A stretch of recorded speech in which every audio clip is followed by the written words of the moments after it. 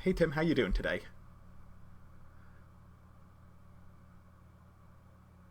You no, you're there.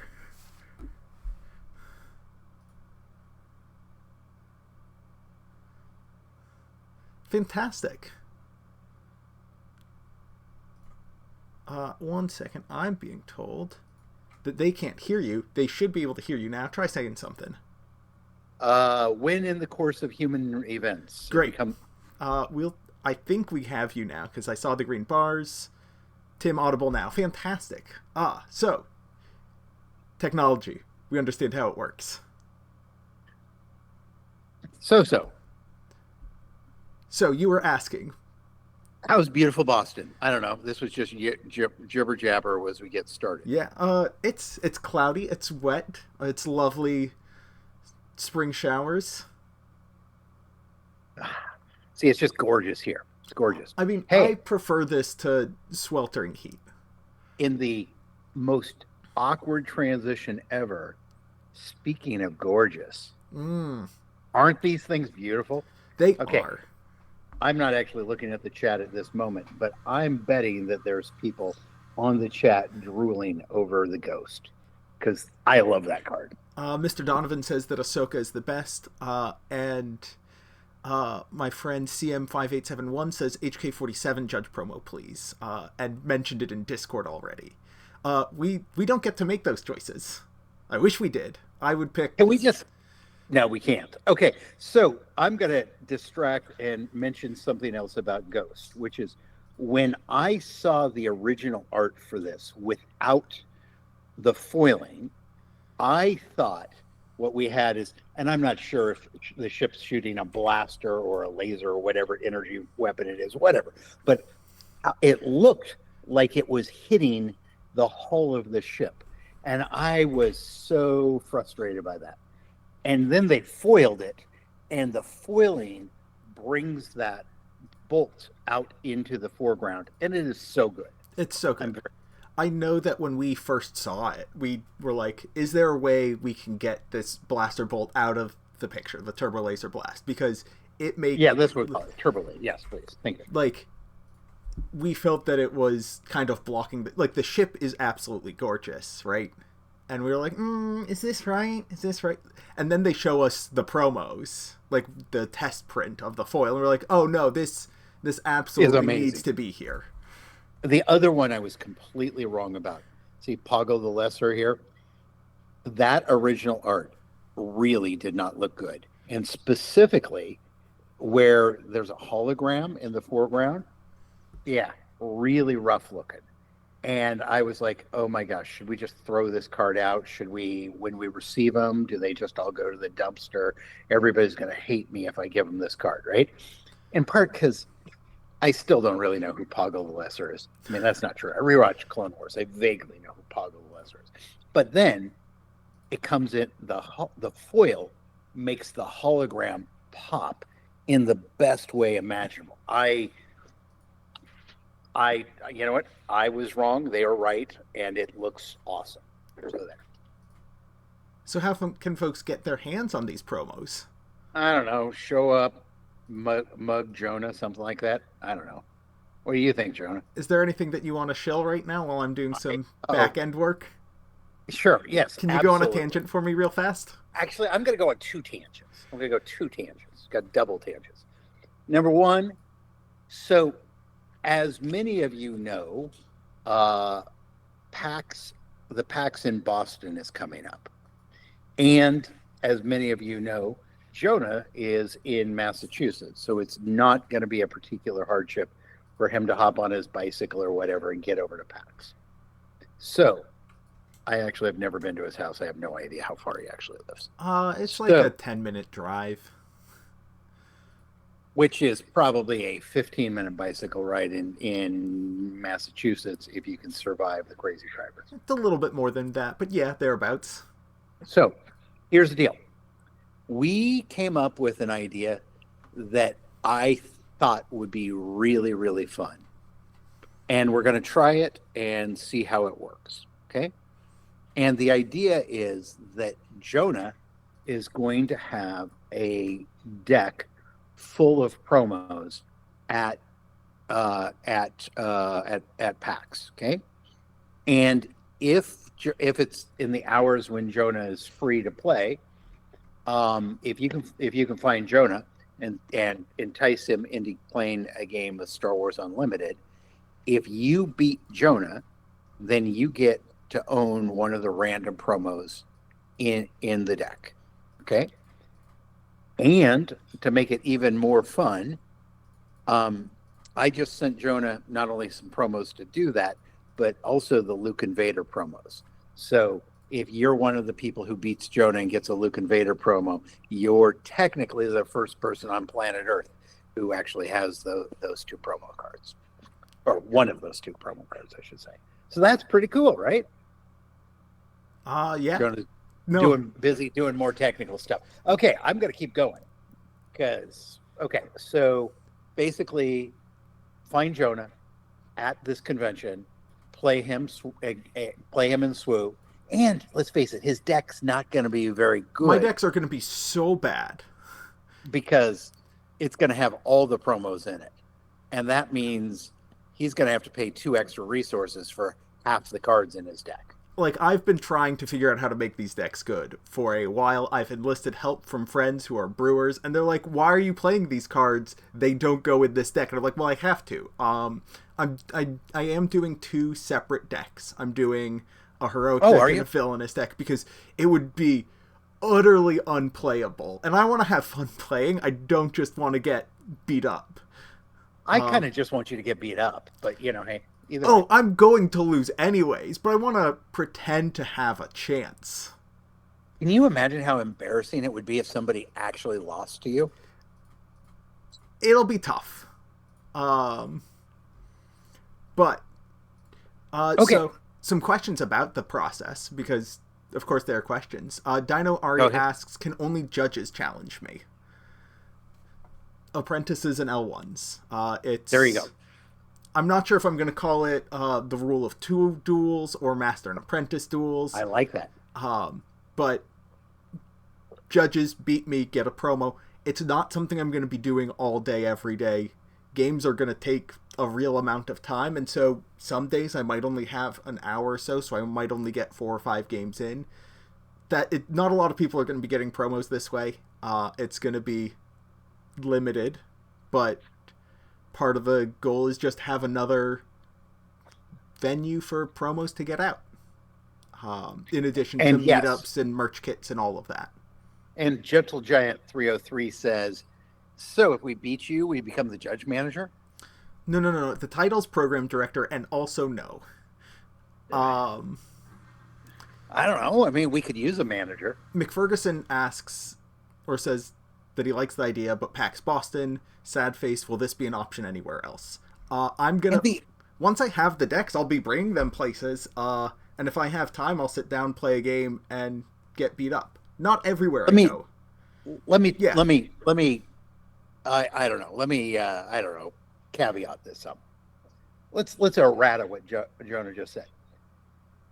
We collectively, me specifically, I'm very focused on trying to I want to try new things. I want to see how it works, and I want to iterate on that. If it turns out that, because Jonah is not going to PAX East as an employee, he's going to PAX. He's not going as a Cascade employee. He's going as somebody who loves PAX. If it turns out he has no fun at the show at all, then maybe we don't do this. If it turns out that I don't know, if people are unduly mean to him, maybe we don't do it. But if everybody shows up, is friendly, has a good time, kicks Jonah's ass that's another thing that could go wrong. If somehow Jonah won all the matches and then he didn't get to give away any cards, that would also defeat part of the purpose of it. True. I'm not sure that there's a lot of risk of that, but there is not a lot of risk. But so I don't want to promise it's going to happen all over the world yet. Let's just say I want to do it. We want to do it, and we'll do it. We'll do our regular thing of afterwards. We'll talk with people. Jonah will talk with people while he plays. We'll solicit feedback and figure out how to make it better. Does that sound fair? I mean, sounds fair to me. Let's see. We got some more questions. Okay. So the mattress man says, so judge promos will be limited to the amount of games we can get with you, or is this for fun and we still get promos for going? So what I'm doing is essentially very similar to what the FFG OP crew did at Sectors previously, which is they played for bounties. They played an event, and if you beat them, they gave you, I think, some packs or cards they had. Like, playing against them, there was just an extra thing. Meetup is completely separate thing. Merch kits, completely separate thing. This is just another avenue for getting promos. So if you just like encounter me in the wild and say, hey, let's duel, and you break out your duel disc, I will be shocked and appalled. A dual disc? Yeah. Like a Yu-Gi-Oh! Dual disc? Yeah. Man, if somebody breaks out a dual disc, we and they win, they get double for sure. I mean, I need my own dual disc, which they have to provide, because otherwise, like, I'm sitting in table and it's weird. But this is completely separate from meetups. Meetups, I want to hold on. I got it. Just one last. If they bring a dual disc for both you and themselves, and they beat you, it's a play set for sure. Anyway, go ahead. Sorry. I'm not holding myself to that, but because otherwise people are going to do that, Tim. Nobody owns a dual disc anymore. I can name names. Okay, fine. Of people that we both know, but these promos are just an extra thing on top of what we're already doing. We're not cutting back anywhere. We're just adding another avenue. Something that I've encountered a lot is people are like, hey, I wasn't able to make the meetup because my flight didn't come in, or my flight was delayed. I had some other reason. Any chance I can get the promos? And I can't just hand out promos for meeting me, because then I would have... These meetups have had 40 or 50 judges. I wouldn't be surprised if every day I had a queue of 100 people come up to me and be like, hey, can I get a promo? And I would not be able to keep track of that in a reasonable way.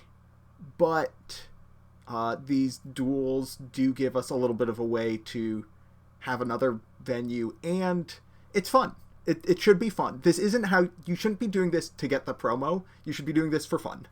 And the thing is, I want to keep what I've said as a general commitment.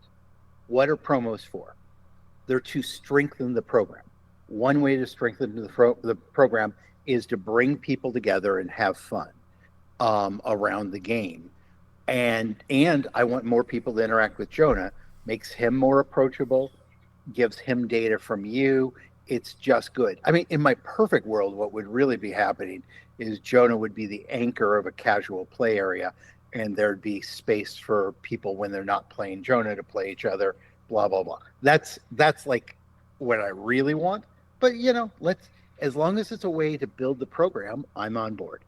Yeah, I mean, part of my plan for this weekend in particular is to grab Corey Scott from FFG OP and just throw the two of us into drafts and have a terrible time losing, because I am not good at... Corey's good at the game. I'm not good at the game. Corey's very good.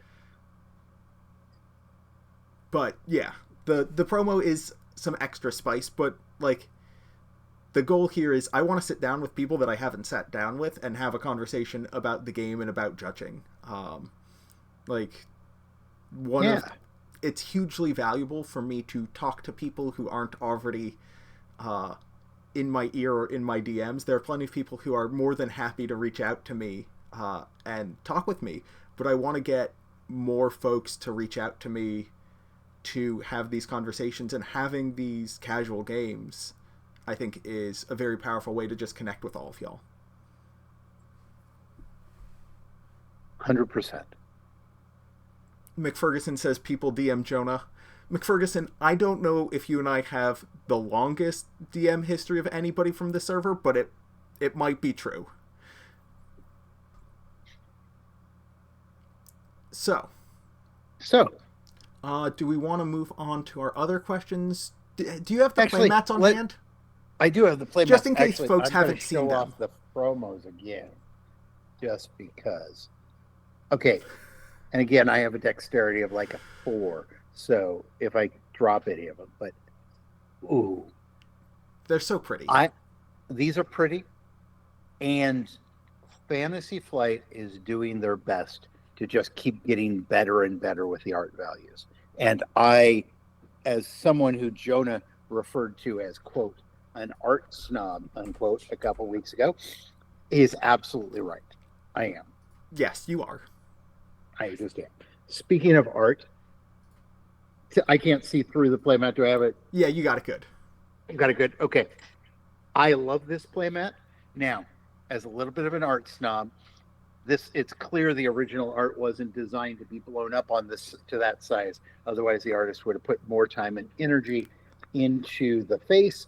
But it's really cool. And besides, Darth Maul is pretty awesome, even if he has fated to die in a lightsaber duel. Oh, Okay. does he die? Yes, he does. He's dead. They're not going to do that crap to me twice. Okay. And then, but the Ahsoka, do I have it right? Yeah, just back a little bit. Back a little bit? Okay. Yeah. Yeah, it's really hard to try and see. And camera. I really love this format. That art is so wonderful. Okay. And if you're an L1, you have a little bit of time, not very much. Less than 24 hours. Yeah, to be specific, you have less than 24 hours to order, and then we open it up to the apprentices. Somebody asked me what happens if we have, because we're not letting anybody do more than one, right? I mean, you can if you want to we're not letting. Let's not try and caveat that. You only get one, okay? If yeah, I'm sorry, one of each. And then after we serve the apprentices, so they should be registering right now. If there's anything left over, we can go back to the L1s to let them get a second one. I don't know if that's going to happen or not. Actually, probably not. But this way we're getting them out to as many unique people as possible, and that's what everybody told me they wanted. So I'm willing to do what they want. Yeah. Just responding to Toxic Korean, who asks, when does it go on sale for judges? So we sent out an email to apprentices and L1s who haven't unsubbed from our mailing list last Wednesday. Some folks were like, hey, why didn't I get an email? I'm like, is there any chance you unsubbed from our mailing list? Because when I put in the list of emails, it's like, hey, these emails aren't valid because they're on the list as unsubscribed, and I don't want to force through notifications to people who've already chosen to unsubscribe from notifications. We also have links in the Discord, in the Apprentice channel and the L1 channel for the appropriate purchase forms and the interest forms for apprentices. And if you folks collectively, oh, by the way, thanks for the compliment on the beard. I appreciate that. And yeah, and to answer the question, yes, we would do another, raffle lottery for L1s to decide who gets the few kits that are left, if that becomes a thing.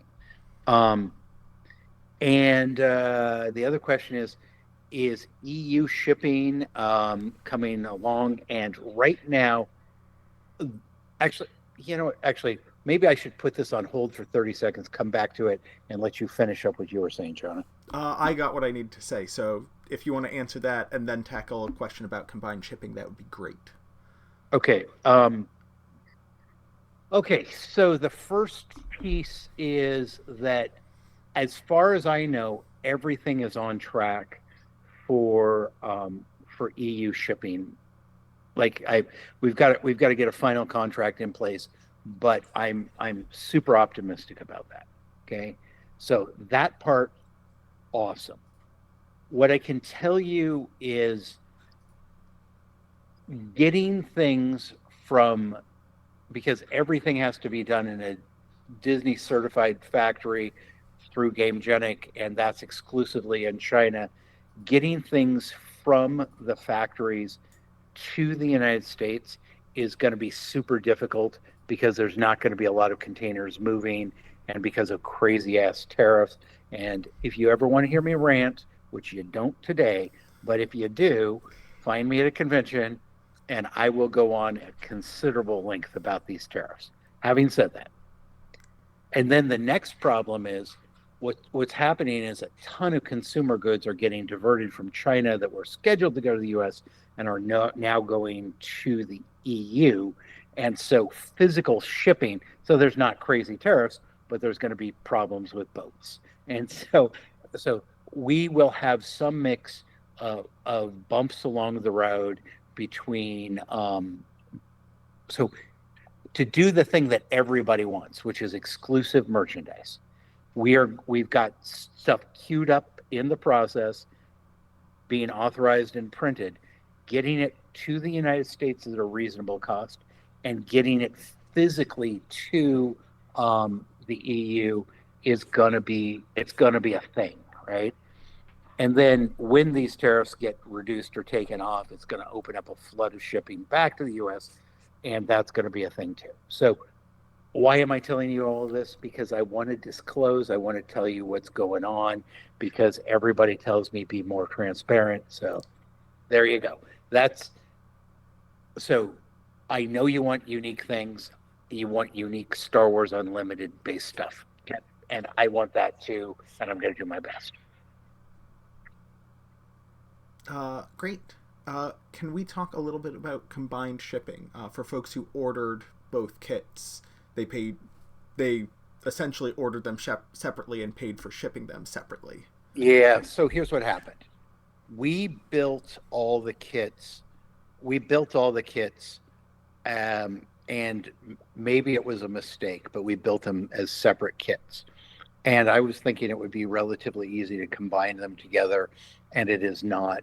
And so by combining things together, at least the kits in the U.S. is what I'm speaking about.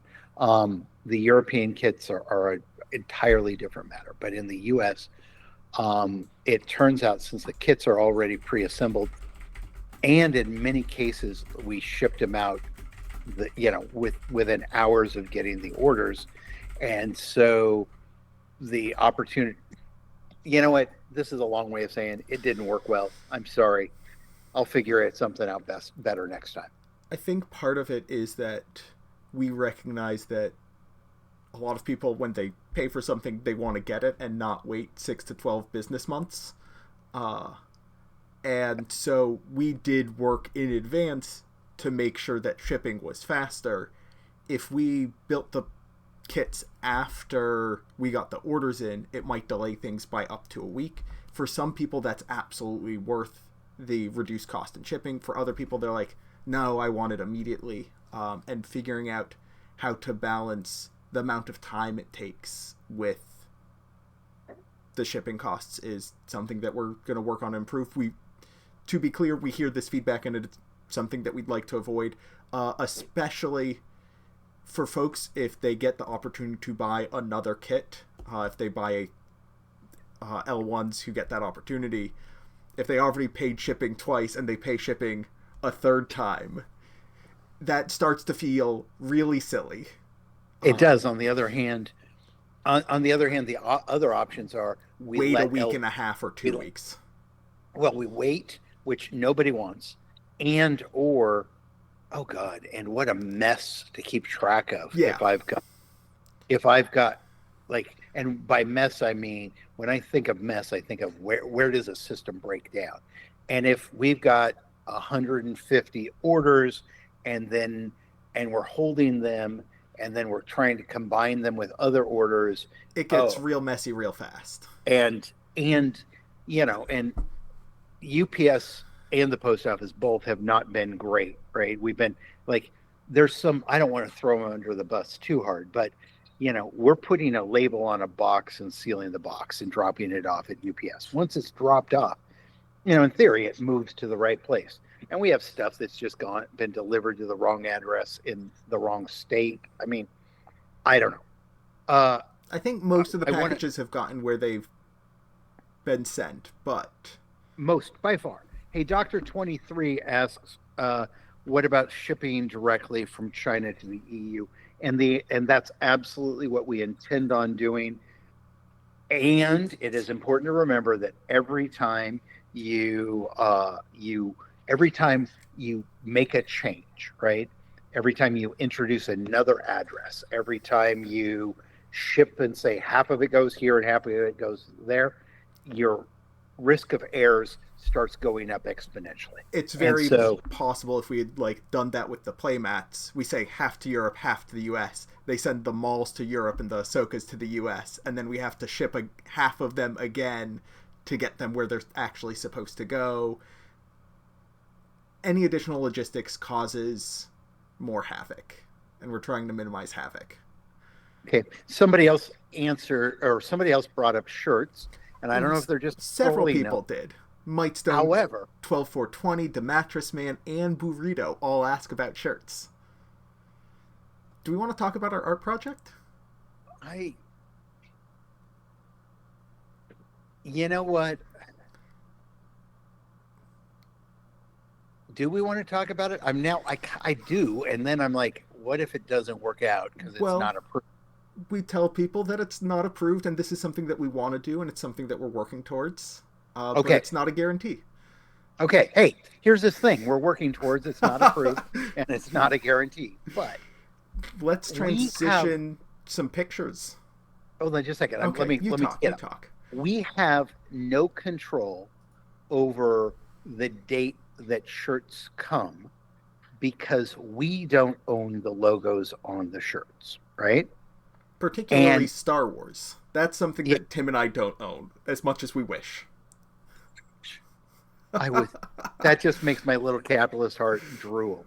Actually, I don't know how the heart drools. That sounds really bad. But um, yeah, not a good day when your heart drools. So what we came up with as a potential answer, and we need a logo anyway, right? Cascade Games has a logo, but for people who are not on the west coast of the United States, seeing the Cascade Mountain Range doesn't make a lot of sense, and so we need a judge program specific logo. So Jonah, hey Jonah, who did you talk to?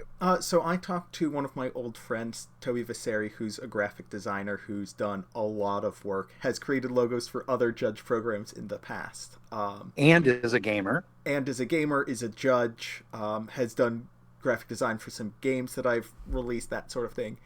But we gave her an incredibly difficult task. We said, create a logo that is iconically, Be careful. yeah, Be careful. It's let's say we want an iconic logo. we want an iconic logo, but you're not allowed to use any of the icons. There you go. Yes, we need something that feels epic, but you can't use any of the epic elements of anything that belongs to anyone else. So, no Battlestar Galactica Vipers, for instance. Can we show some of those earlier images that we're not going Yeah, to be why don't using? we? Why don't we?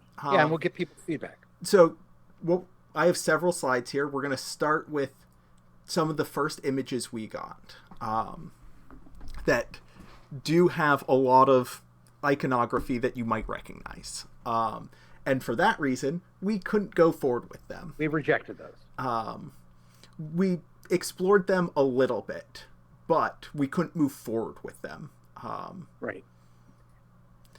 So we went ahead and added some more. We asked for some more revisions on them. We advanced them a little bit. I got some feedback. I talked with some judges, showed some judges some of these, and one of the pieces of feedback that we got was that the scales motif that we have was very reminiscent of particularly the American judicial system. And while that does link with judge pretty clearly, there are some challenges with that, some issues with that. And there's more of an idea of punishment than correction and education. And so we iterated a little bit. I don't know what's going on with OBS. It's showing some stuff that I don't want to show. But we iterated. We got to this bluer one, not quite where we wanted to go. And so we pretty much started over. We started to look at some other elements that represent knowledge and places of power. I have no idea why there's text in the background. That's so weird. What happens if I just hide elements? Anyways, so we started exploring a little bit more. We have a couple variations. Some of these we reject out of hand because we absolutely cannot. But just to be clear, we do not own lightsabers. Somebody else owns that. Right. And we want to we want to respect our partners. And so even if we could theoretically legally get away with something by saying it's close enough, we don't want to play the game. These are our partners. We don't want to play games with our partners. We want to work cooperatively with them. Especially when your partners are big and scary and have more lawyers than you can imagine as well. We also wanted to put in a little bit of that Cascade purple and step away from the blue and red colors of iconism. And so we switched up a little bit. These are our next set of drafts. This is now getting into layers of refinement. And one of the things that we have with this is that it starts to, in addition to having elements that, as some people say, reminds them of holocrons, it has some shape that might remind people of temples. And there's also some, like, helmet visoriness going on. And so there's a lot there. You went back instead of forward. I'm watching what's scrolling through. Oh yeah. I'm not sure what you're seeing right now, but okay. Well, you know what? Now I'm seeing video is either unavailable or unsupported. So okay. Anyway, keep going. So we moved forward, and this is what we're currently looking at. We did take a look at what it would look like with Aurebesh. We don't like that right now, and so we're sticking with this general design. We haven't finalized anything yet, but this gives us a little bit more flexibility because it would be our own icon. We would be able to use this without having to ask for permission to use it on things. We could...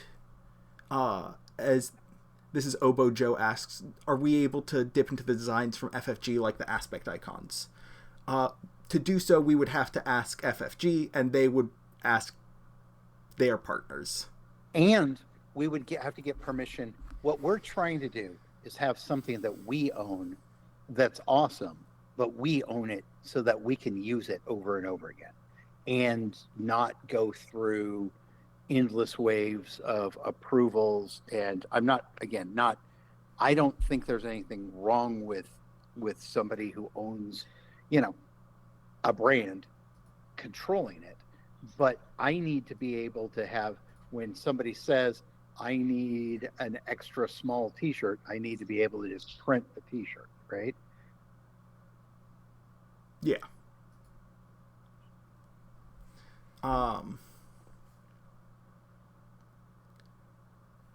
So,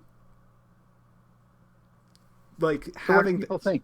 So, we're getting a variety of reactions. Some people like the color scheme, some people like the design. I'm not sure exactly which designs people are talking about because we went through, a lot of various images.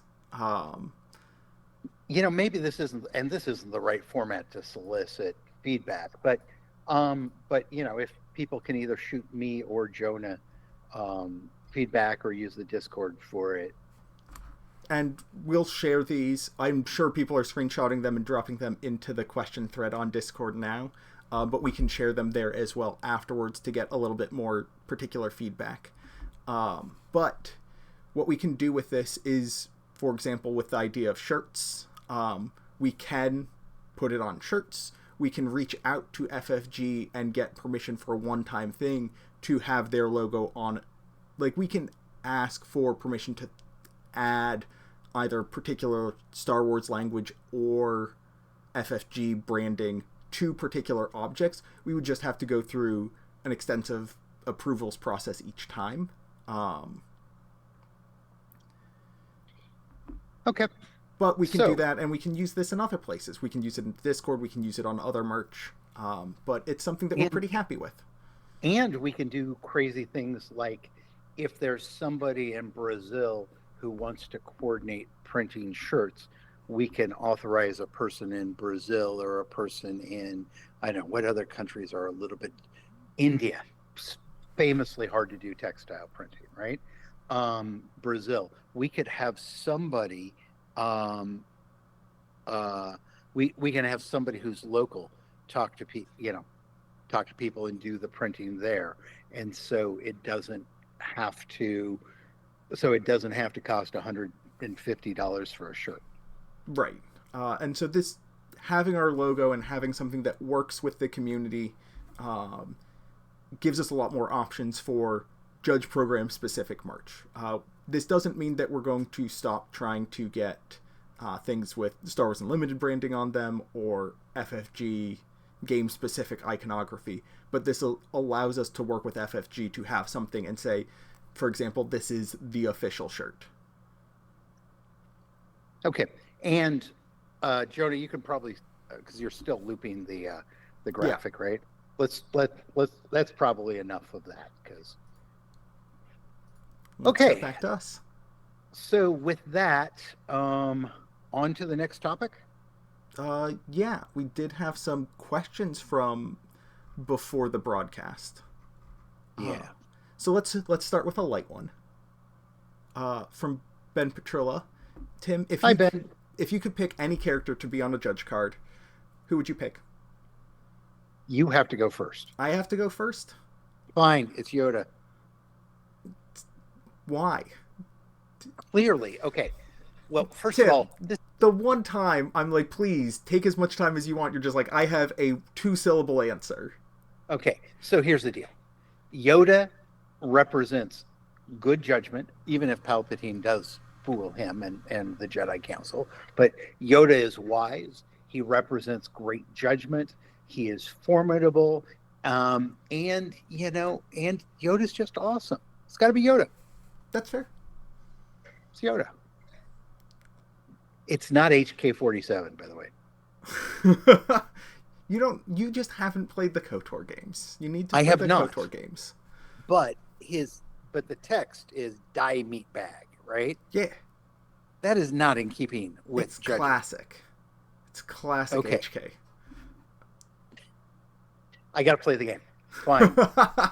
One of the players in does it- my TTRPG campaign is running or playing as an HK unit. Oh, I just got burned. You sure did. Out. Wow. I can relate to Yoda because we're the same age. Oh, that's rough. Hey, does anybody know because I use a Mac, right? So the game you were just talking, KOTOR, is that available for Mac? I know I could just Google it, but one of you is just going to know. I don't know that one off the top of my head. Okay. Anyway, one of these guys will know. Anyway, okay. So, go ahead. Oh, my answer to the question? Yeah. My gut reaction goes immediately to Jaina Solo, but that's a reach. Like Jag Fell and Jaina Solo, absolutely just no questions asked. Anybody from Wraith Squadron would be an absolute delight. Give me Face. Give me Wait, West. what do any of them have to do with judging?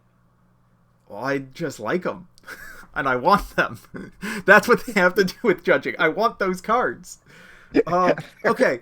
All right. If you want me to spin this, I can spin this. Jaina Solo is anointed the Sword of the Jedi. She is the Justice of the Jedi, and she does what needs to be done with a even hand and calm temper. Okay, that sounds good. By the way, thank you, Gentle Giant. I appreciate that. So I'm going to go download it today, and I'll start playing, and then I can figure out what the deal is, because I really know nothing about HK. Fantastic. All right. Our next questions, we have another set of questions coming from Maris Wawerick. How happy are you with the progress of the judge program overall? Okay. And I'm answering that one, right? You can answer as many of these as you want, and then I'll pick up the slack and fill out the rest of our hour. Okay, so let's, because that's going to be hard to fill. Okay. The purpose of a judge program. Sorry, I have to stop at the start at the very top. Okay. Because this is not an easy answer. Like, how happy am I? Well, you're all delightful. By the way, hi, Dylan. But here's the deal: the purpose of a judge program is to create value in a trading card game, right? It's because a game is so much better and more fun if there's organized play, and organized play is just straight up better if it has judges, at least if they're good judges. In fact, that's as good a definition of quality judging as I know. Do they make the experience of playing better or not? And if you don't, you're doing something wrong. And it is better over the long term, right? Because obviously I don't like the experience of being DQ'd. Okay.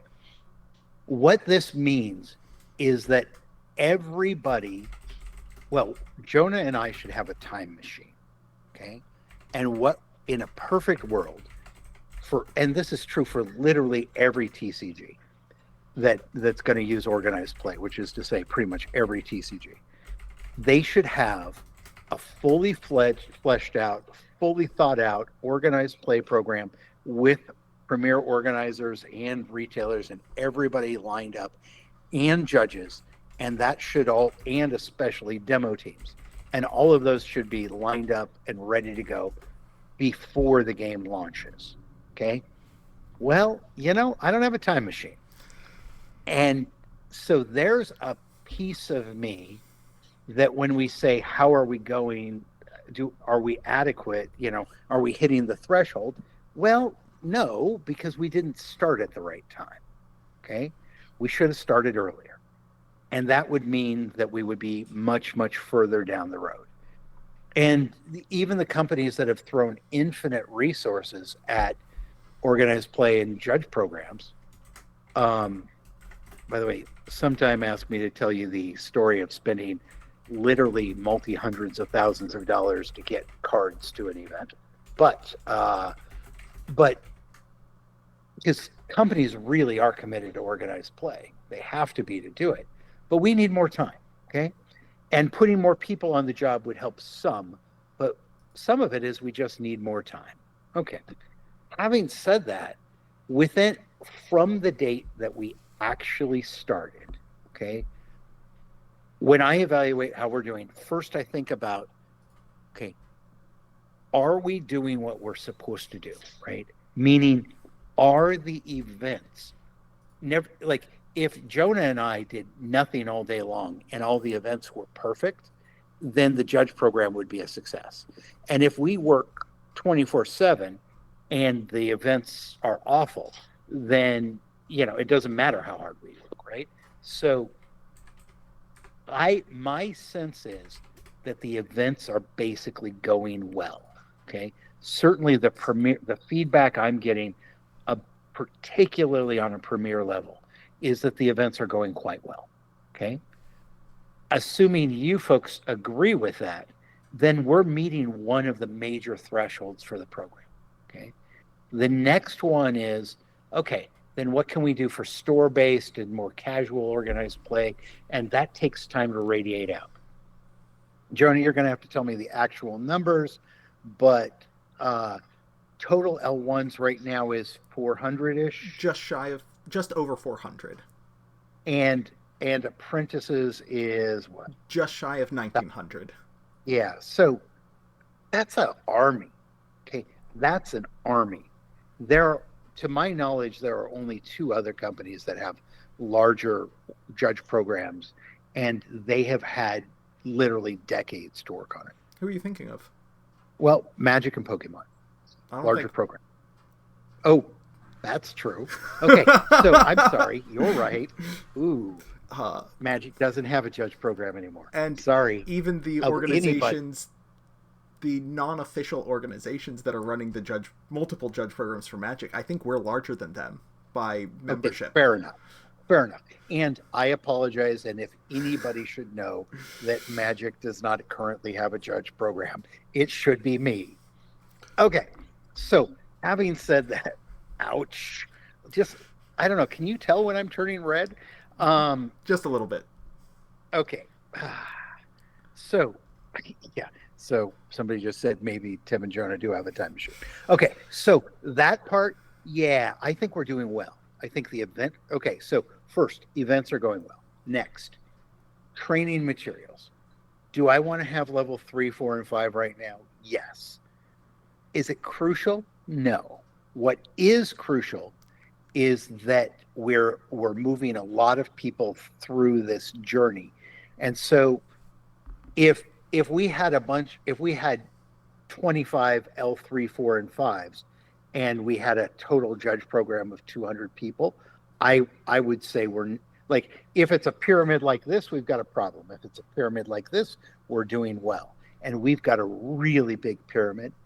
And the things that we've thought about, like using meetups, using merch kits as rewards for judges, and by level and integration in the community, and getting people engaged further, that's clearly working.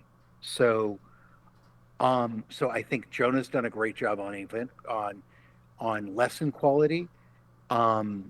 I think we need to get more tests in the test pool. I think but basically those parts are going well. And then the last piece of it is software. Okay. I had all the software to run a judge program, but it was slow, and it was overly feature rich and had a bunch of problems. And so we decided, I decided to start over. Okay. I think we have a functional site that's a little bit on the ugly side. And I care a lot about aesthetics. Frankly, I care way more than Jonah does, and Jonah tells me I care more than most of the judges do. And so we are going to continue putting our energy into functionality, and Jonah's recategorizing some of the pages that are near and dear to his heart. I'm doing some of the others. So we're going to clean up how things are laid out a little bit.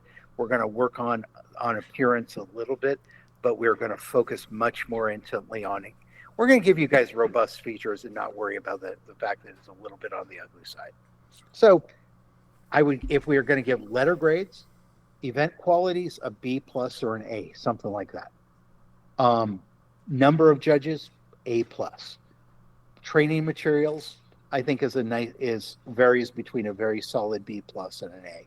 Sorry, Jonah, but there's a lot of improvement. There's a lot of room for improvement, but it takes time and energy. And considering how much time we've had, I think you in particular are doing a great job. Okay, and it's important to say that publicly. And then the testing process has problems. We need bigger pools of questions so that way people can take tests more frequently. I would like the prep materials to be so good that everybody passed on the first time. That's not the world that we're in. And I think the cool down period is far too long, but realistically we gotta have one. I mean, so I want to expand on that a little bit. The cooldown period will be going down sometime this summer. Part of the reason it is as high as it is because it is the highest level of Star Wars judging there is, and we want to make sure that people are taking it seriously as it deserves to be. As soon as we have level 2, the level 1 cooldown is going to go down to no more than 60 days, possibly shorter than that, but I also want to make sure that people don't burn through that pool of questions immediately. So there's a question in the queue, and can judges pitch in questions? And the answer is today, no. I'm uptight about a couple of things, and shush you. And one of those is that I don't want to even act. I want to draw a line in the sand, and just because there was a time when employment practices in gaming were just far too relaxed. You help out. Okay. Well, actually, compared to what it used to That's be, fair. it's getting better. I want to be part of the solution. So, for those of you who weren't there last time to have it said clearly, I will never, there is and will not be a quid pro quo where you do anything in exchange for getting something later. Okay. Meaning, I do not want you to help out at your local store for free and then think I'm going to foil you out when I meet you, very specifically. I also don't want you to give me test questions and then I foil you out, blah blah blah. If I know that coming up with questions isn't the hardest thing. In fact, it might even be fun, right? But I want to try to avoid. I want to try to avoid the idea that you're gonna work for free ever. And I know test questions is probably a gray area, not that big a deal, and blah blah blah, right? And there's a whole lot of grayness about things like forum moderation. But today, I want to see if I can succeed in getting more resources into this program in order to get more help for Jonah, and and then you guys can be like, I want to have boundaries. That's what I want. I want Yeah. boundaries. I think the boundaries that I've been generally establishing are one, we're not going to ask you to do something unless we're paying you for it. Um, and we're not going to use your, if you create something, we're not going to use your work for our, like, if somebody creates a lesson, I'm not just going to, and they're like, hey, you can use this. I'm not going to copy and paste that lesson, be like, here's this lesson. What I am more than happy to do, though, is signal boost projects from members of the community, which I think is different, because that includes attribution of the creator, and it's not something that we're doing. If somebody creates something, there have been a lot of people who have created resources that we're not creating, and supporting members of the community who are doing things that they are doing for themselves. Some people are like, hey, I made a cheat sheet for myself to help me better remember these things. I'm more than happy to signal boost that. We didn't ask for it. It's not something that we're creating. But the rule is, if we ask you for it, we're going to pay you. Yeah. Just period. Yep. And if we don't ask you to do it, do whatever you want to do with your life. You're a free person, but and I'm no lawyer, right? And I'm not going to try and play one on Discord, right? But it is not, as a general rule, it is not appropriate to volunteer for-profit entities. And I don't care if they're huge multinational entities where you'd have to be kind of crazy to work for free for them, or Bob's House of Comics, where you feel sorry for the fact that the owner's working 80 hours a week, right? And that was me, right? That absolutely was me. And so I get it, and my heart goes out to those people. But you should not work for free, period. Yeah. And Mattress Man, yeah, I know you weren't asking for it. No, but the point is that it's the fact that you want to be awesome and share is really helpful. But over the long term, I want this industry to become something where everybody gets paid for the work they do, period. And I don't know how to, I mean, if somebody is on a forum and they want to help moderate, that's a very normal thing that people do, right? But right now, I don't want to have volunteer forum moderators. I don't want to have volunteer questions. I want to pay you. That's what I want. I want to make enough money from selling little knickknacks that I can then pay everybody involved. Okay, end of rant. Great. I want to take my shot at these questions, the same ones that Marius asked that you answered. I'm gonna try to be a little bit briefer than you, Tim, but Hush you. we got plenty of time. So, how happy are we with the progress of the Judge program overall? As you said, I think we're both pretty happy with it. One of the things that I've been most pleased with is the nature of the humans.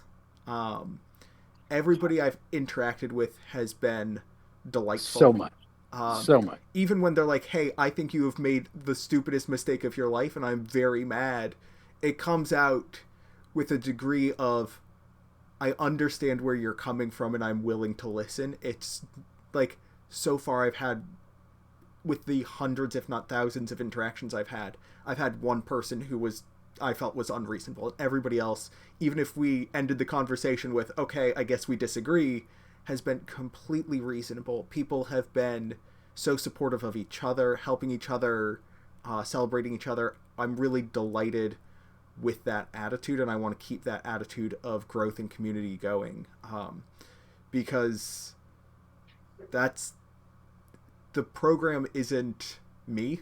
The program is the judges who make it up. It's all of you. I may be currently driving the ship, but that's not a forever thing.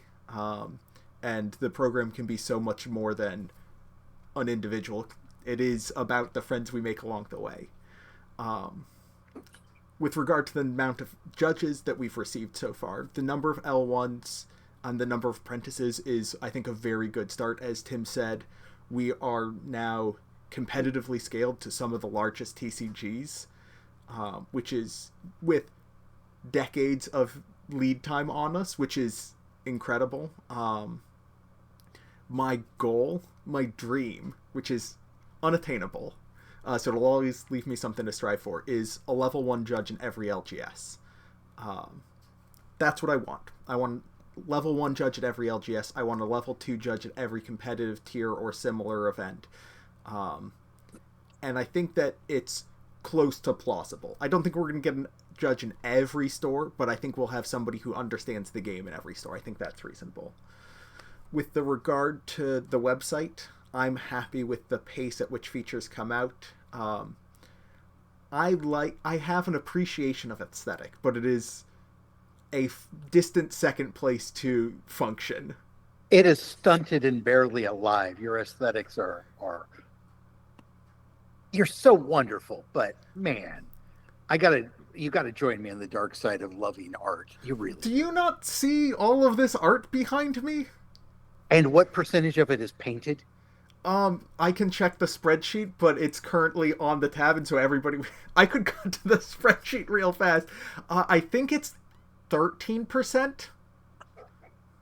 You are so amazing. You have put everything in a spreadsheet, but you have not painted your minis. That because creating a spreadsheet that says you have 3,000 miniatures is a lot easier than painting 3,000 miniatures, Tim. Okay, so what I hear is mini painting party, Jonah's house. I'll bring the whiskey, and we get Fantasy Flight to donate the paint. Yeah, that'd be great. But let's see. Moving on with more questions from chat coming in from beforehand. Are either of us playing the game, or are we mostly focused on running the judge program? Why don't you go ahead and start? And if you play, format and deck. Okay, so let's start with, many of you probably won't actually consider this playing the game, but I do, okay? So with what I do is make sure I get a couple of the pre-constructed decks that come out with sets, right? And then I have two kids, one is 18 and one is 12. And so we play those a lot. We occasionally bust open packs and play sealed, but not very often. For me, it's much more, I'm not chasing the victory. A lot of the time what we're doing is we're playing the same deck against each other, so it can be a really even power level, because it's like 80% an excuse to hang out with my kids doing something Star Warsy that I like.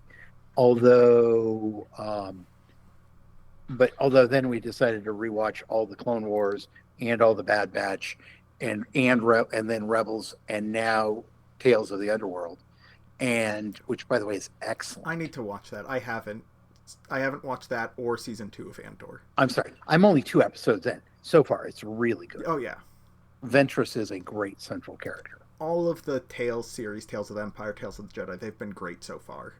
It's so far fantastic. So you and your kids should watch Skeleton Crew. Y'all would love that. Okay, you know what? The preview looked awful, so I haven't got there yet. and I have not watched Andor yet. So that so stuff to No do. spoilers, chat. I, but what I can tell you for sure um, is I'm having fun. I'm having fun playing, and I'm nowhere near ready to play in a tournament.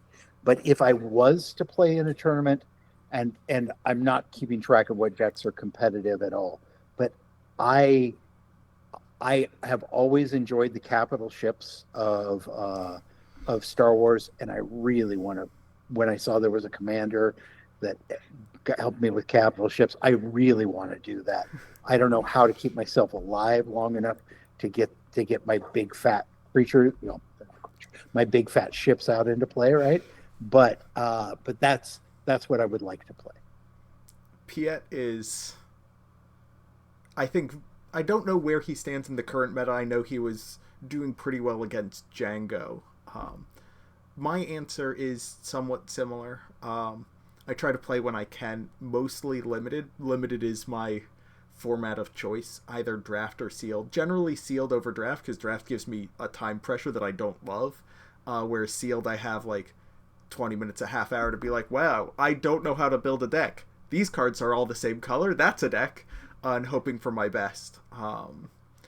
Long-term plan is after the release of set 7, I want to build a cube and then just live with that for the rest of my life. I'm waiting till set 7 because if I thought of building one immediately in set 1, but that would have just been one of each card from set 1, we call it a day. And then as soon as Shadows came out, I would have had to replace half the cards. By the time set 6 comes out, there will be enough depth in the card pool that I feel like I could build a really exciting draft format out of that.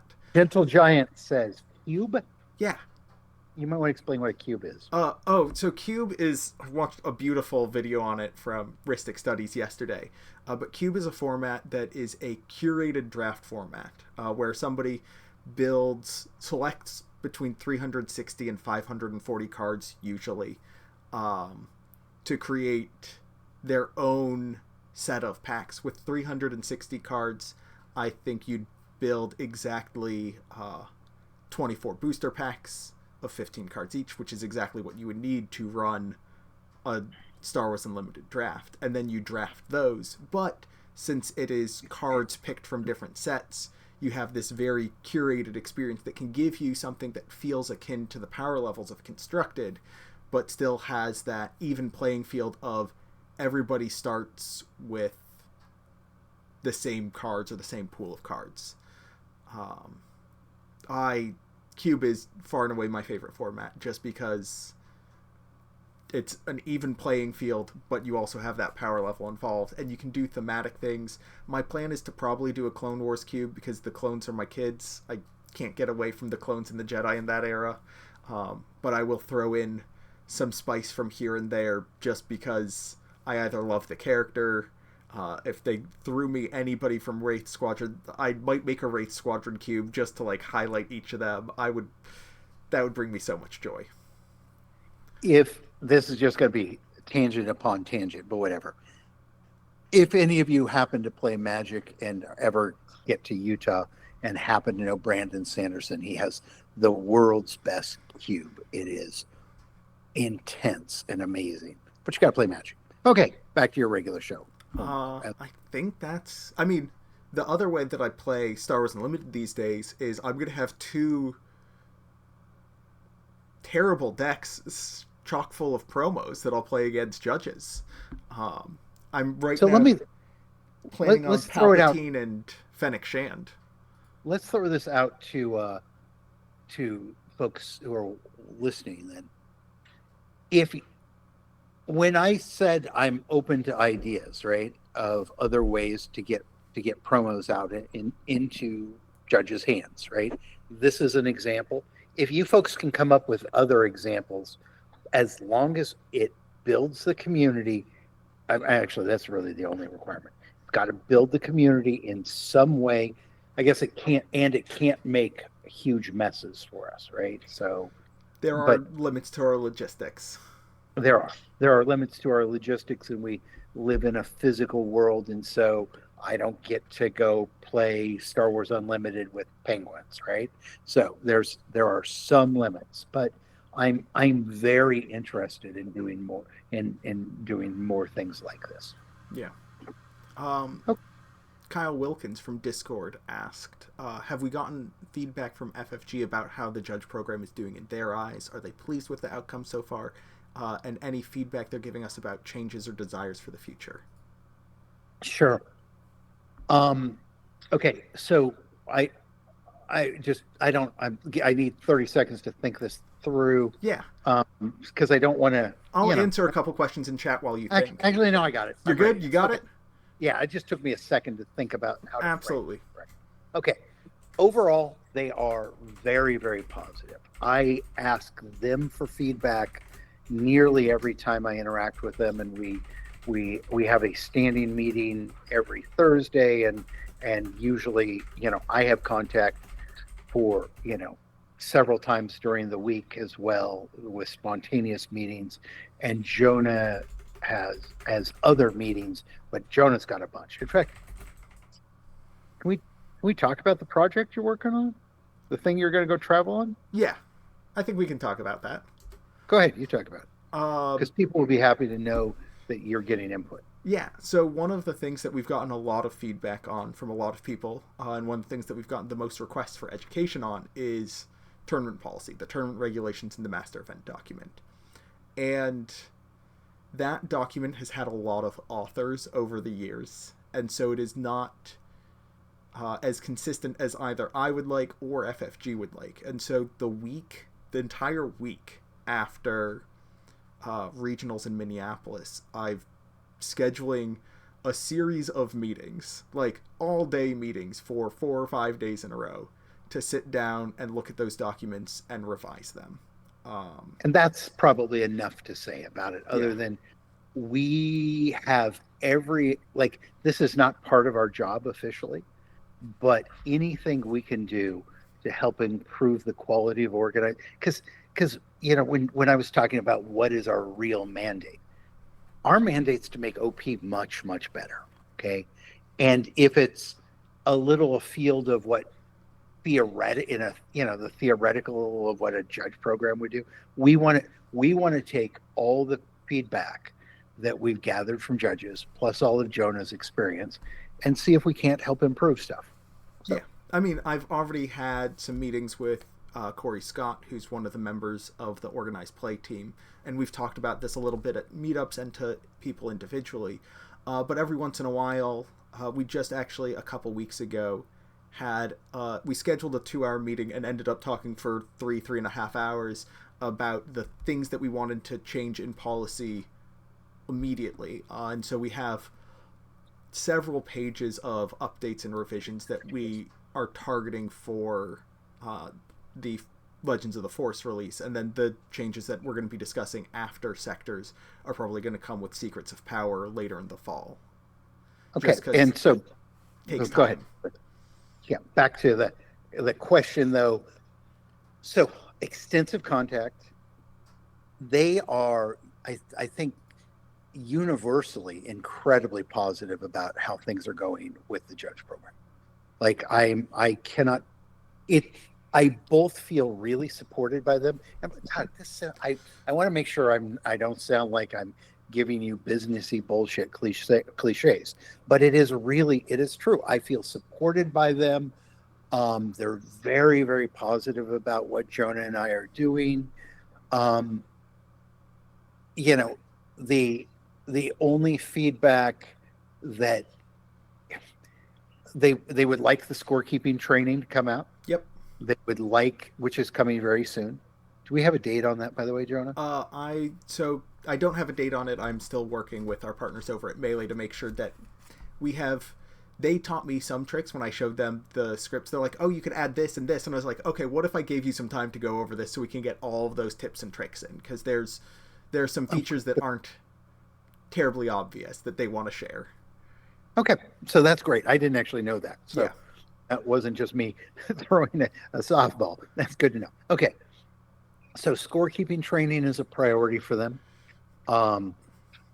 But the event quality piece is strong, and they care so much about that. They care in a way that is, I think, speaks very, very highly of them. It's I haven't talked to I've been doing this kind of thing for a really long time. And some people on, for some publishers on a brand level care about OP and really get it, and some people frankly just don't. Everybody at Fantasy Flight that I've engaged with understands why this is important, gets that OP is the most important value add. It's the most important marketing. It's the most important value add. And it does so many good things for a publisher, and they understand that. And they're prioritizing it, and I like how they're prioritizing. Yeah, I mean, Um, it's just been a bunch of great conversations with them, and occasionally they're like, "Hey, this is a thing that we've seen. Can you talk about that a little bit?" and then I can't. And then in terms of more changes, they would like us to put more resources into this project. They would like us to have more people working on it, and they would like us to accelerate every part of it. And there's some fairly obvious ways that I can't really talk about, but they're pretty obvious how one makes those things happen in a capitalist society, right? And so we're working on that. I'm fingers crossed. And but the other piece that is, the game's just fundamentally going well right now. The game's going well. The game's going well. The organized play is going well, and the judge program's going well. And so it's a question of how can we step it up even more so. Yeah. A question from chat from Pocket Dave 25. What incentive is the judge program giving to judges that want to stay lower level or apprentice and are content judging smaller local events or can't travel to larger events? That's a fantastic question. It is. I don't have a good answer. I mean, okay, actually, here's my best answer. Hopefully, it is inherently rewarding to do what you do and play the role you play in the community. I have an idea that I have an idea that I'm going to try and roll out in the next 6 months, but until I get a bunch more signatures, I can't talk about it. But I have an idea that might make it better for those folks. Having said that, my vision, and I don't know if this is Jonah's vision or not. We may end up in a debate right now, but my vision of it is the apprentice isn't the place to stop. I would prefer if people, if you want to hang out at a lower level, I think that's a perfectly reasonable thing. My preference is that people would pop up to level 1, and then if they don't want to advance, hang out there rather than hang out at the apprentice level. And so there are going to be things to make life better, richer, more interesting for people who are not on the I want to work event side of things. But I don't really know of anything I'm going to do for apprentices specifically. So Jonah? I think this is a big question. I think that my vision for apprentices is people who are testing the waters of judging, or people who are pushing their rules knowledge. I got to plug in, so sorry, the video's all messed up. Anyway, keep going. Yeah. So like, if you're a player who's like, I want to level up my rules knowledge so that I can win more, so I understand these interactions better, so I can handle, like, when I make an error, I know how to explain it to a judge better. That's a great place for an apprentice to be. If you're like, I'm interested in judging, but I'm not sure if I have time for it, great place for apprentice to be. If you're like, I want to be the rules person at, like, Twin Suns night at my friend's house, great place for apprentice to be.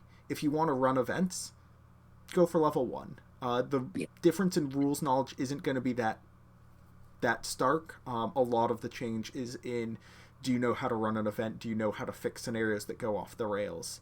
For particular incentives, a large part of it should be for, I think everybody has their own internal motivations for wanting to judge, and I don't want I don't want there to be external motivations for you judging. I think is the answer there. I don't want us to have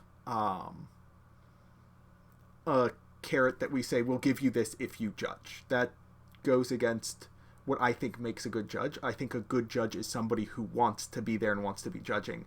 I've seen judges who started because they loved the game, because they wanted to be involved in their community, and then got to the point where judging was supporting them and they had to judge and they lost their spark.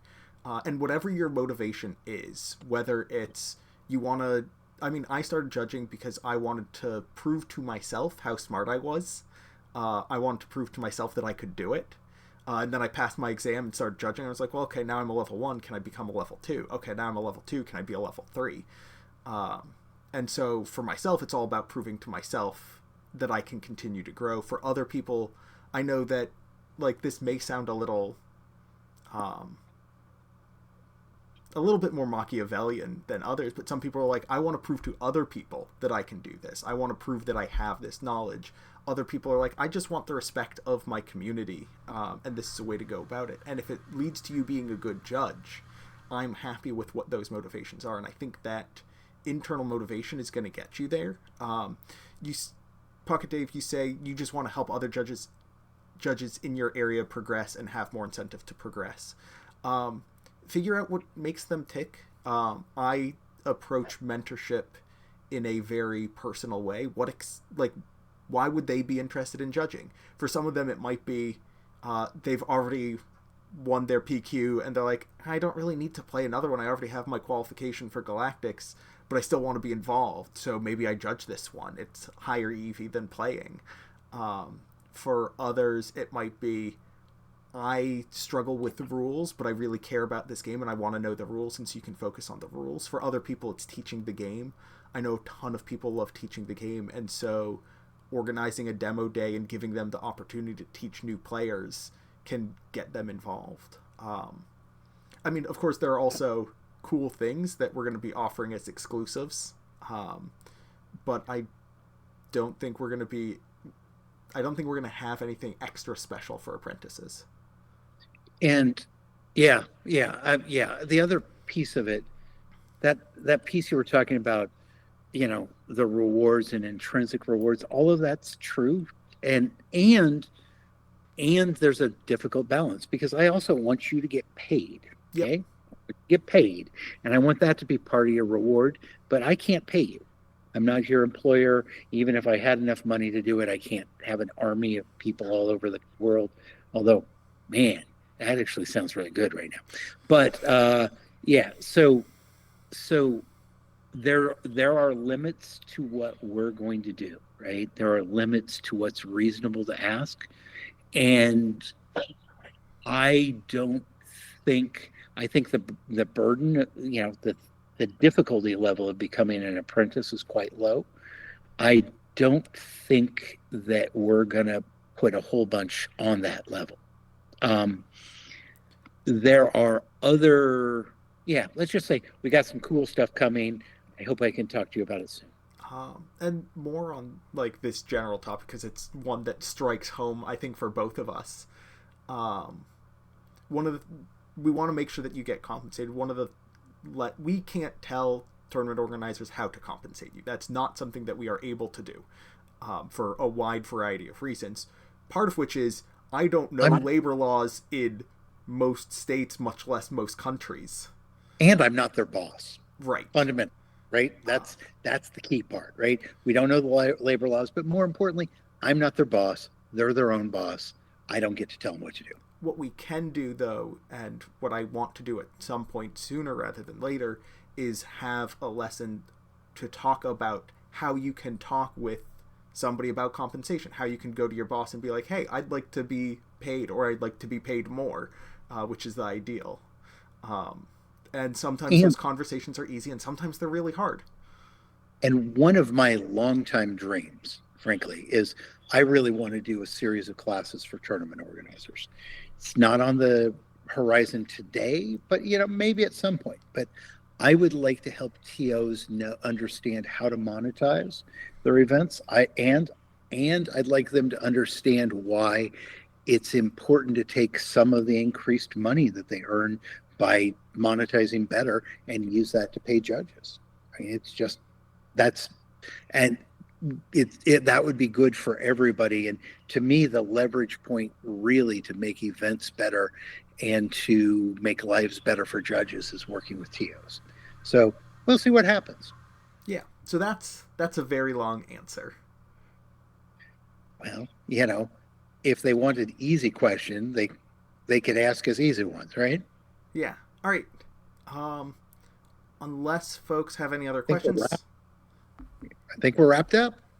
let's give folks a minute or two to ask any other questions. I mean, there is the Okay, question deal. from Dino Ari asking if you're entering your Palpatine era with your desire to have an army across the globe.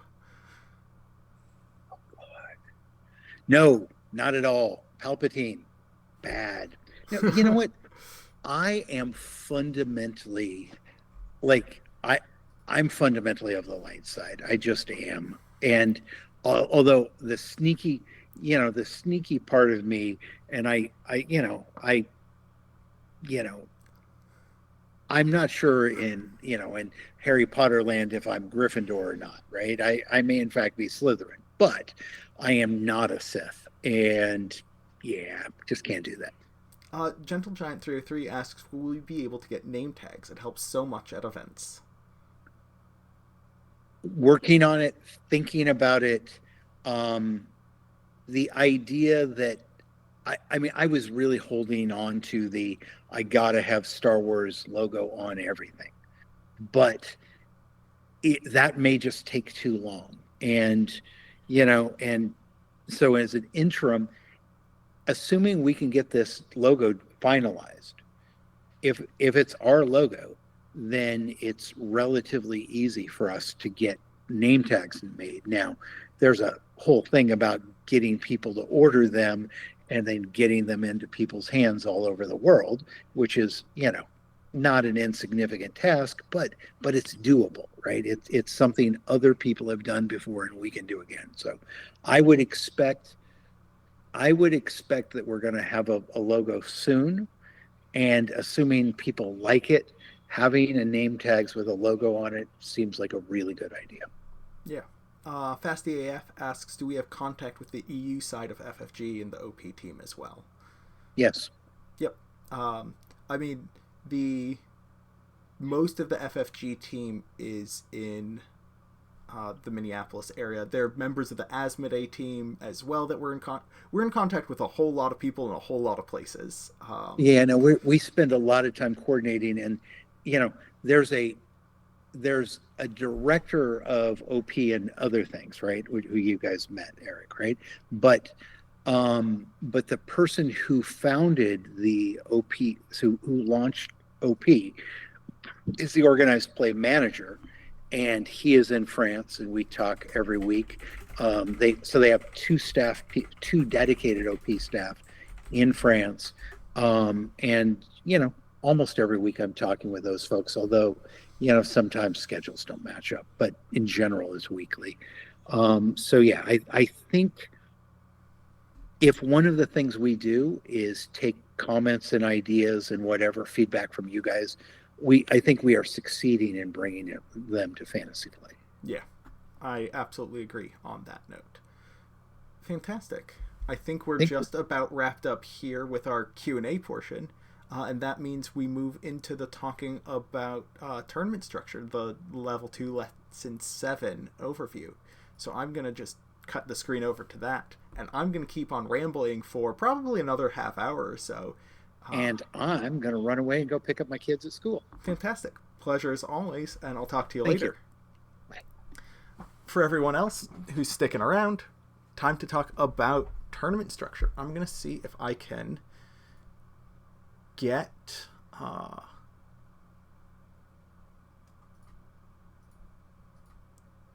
my face to show up real quick, because right now I was using that for something else. And there we go. We can transition back to the face. You can see me as I continue to talk. And I hope you all stick around as we talk about tournament structure. Give me a second to pull up my notes on that. But before we begin, does anybody have any last questions, any lingering questions, as I do what I'm supposed to do?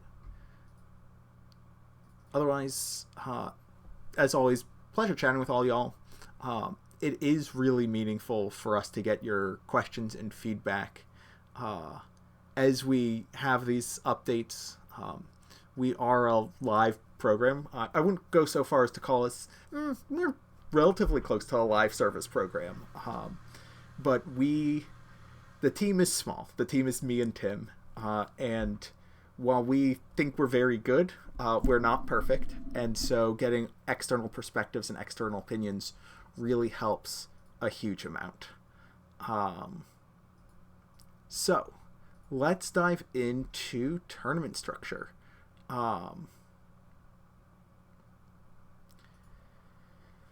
So tournament structure is going to be the first of Fasty AF says, we have a web developer as well? Yes, we do have a web developer. Our web developer is a contractor who does a handful of hours of work a week when we have projects and things that need developing, but is very far from full-time. Is actually full-time developer at Google, and just has experience building websites for judge programs, so we decided to use them for this. And we do have a couple other folks that are doing contract work for us. Like McFerguson is doing a couple hours a week, just gathering all of those clarifications, sending them to me so I can forward them to FFG. We have somebody who is a contracted scorekeeper who wrote the initial scripts for the scorekeeping lessons. We have an experienced hand at logistics and more casual tier events, who is like writing some guidelines for casual tier policy to like help us create some suggestions to give to FFG. So we have a handful of folks who do contract work, but that is very limited, and that is project-based work. So we give them a project, we say, we want you to do this, we'll give you this much money, as opposed to make the judge program run, which is me and Tim. So there are a bunch of people who are associated with us who get paid by us occasionally, but very few people. It's just me and Tim in the meetings when we're talking about direction. We, as Tim was talking about, and this is, I guess, still part of the Q&A before we get into the lesson overview, but we mentioned that we want to expand. We're working with FFG to get those opportunities.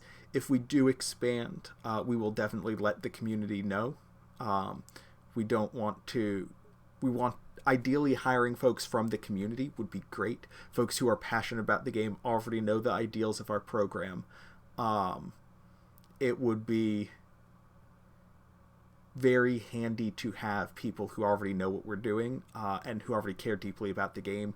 And if that comes to pass, we will make sure to make a significant announcement about it. I'll probably at everyone in Discord send out an email with a broadcast or update newsletter just to everybody, being like, hey, this is a thing that we're doing, please, we'd like your applications. And then we'll get too many applications because we will have many more people interested in working for us than we have roles for.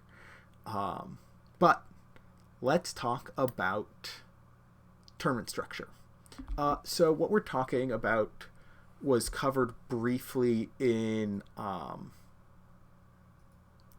L1 lessons, but we want to go into a little bit more detail here in the level 2 lessons, just because you're going to be running as a level 2 judge either larger events or more intense events, and so having a little bit more expertise and thinking about things just a little bit more is a great place to start. I think one of the skills, there's essentially 3 gradations of knowledge that we're going to be tackling in various different ways.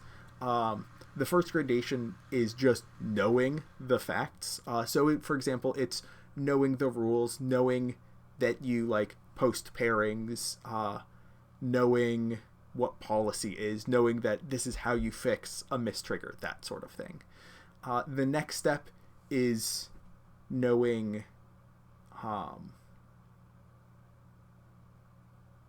why we do the thing. So like, why does that rule exist? Why, like, thinking about it a little bit more critically.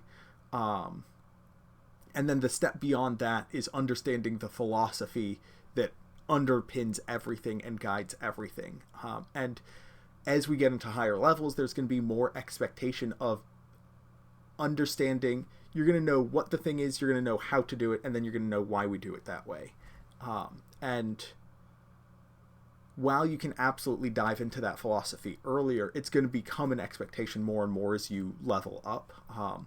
For example, level 5 judges, when we get there, they're going to be expected to understand the what, the how, and the why of everything. They're going to be expected to understand what the rules are, why the rules are, how we execute the rules, why the rules are in the way they are, and what the flaws are of changing them. Similarly, policies, similarly, logistics.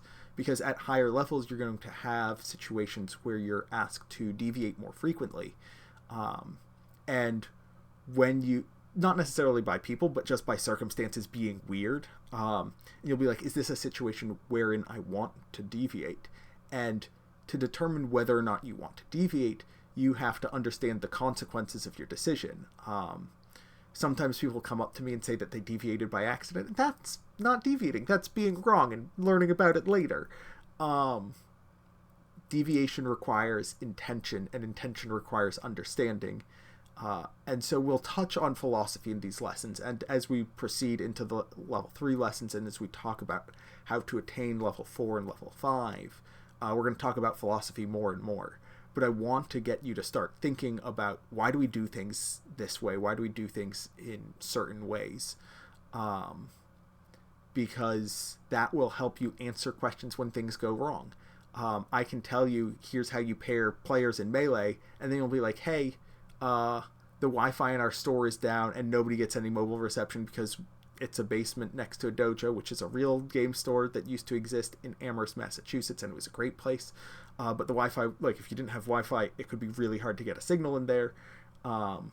And how do you deal with not having digital pairings? Okay, well, you print out pairings. Okay, where do you put those pairings? If you've never printed out pairings before, how do you, understanding the whole process, everything all together,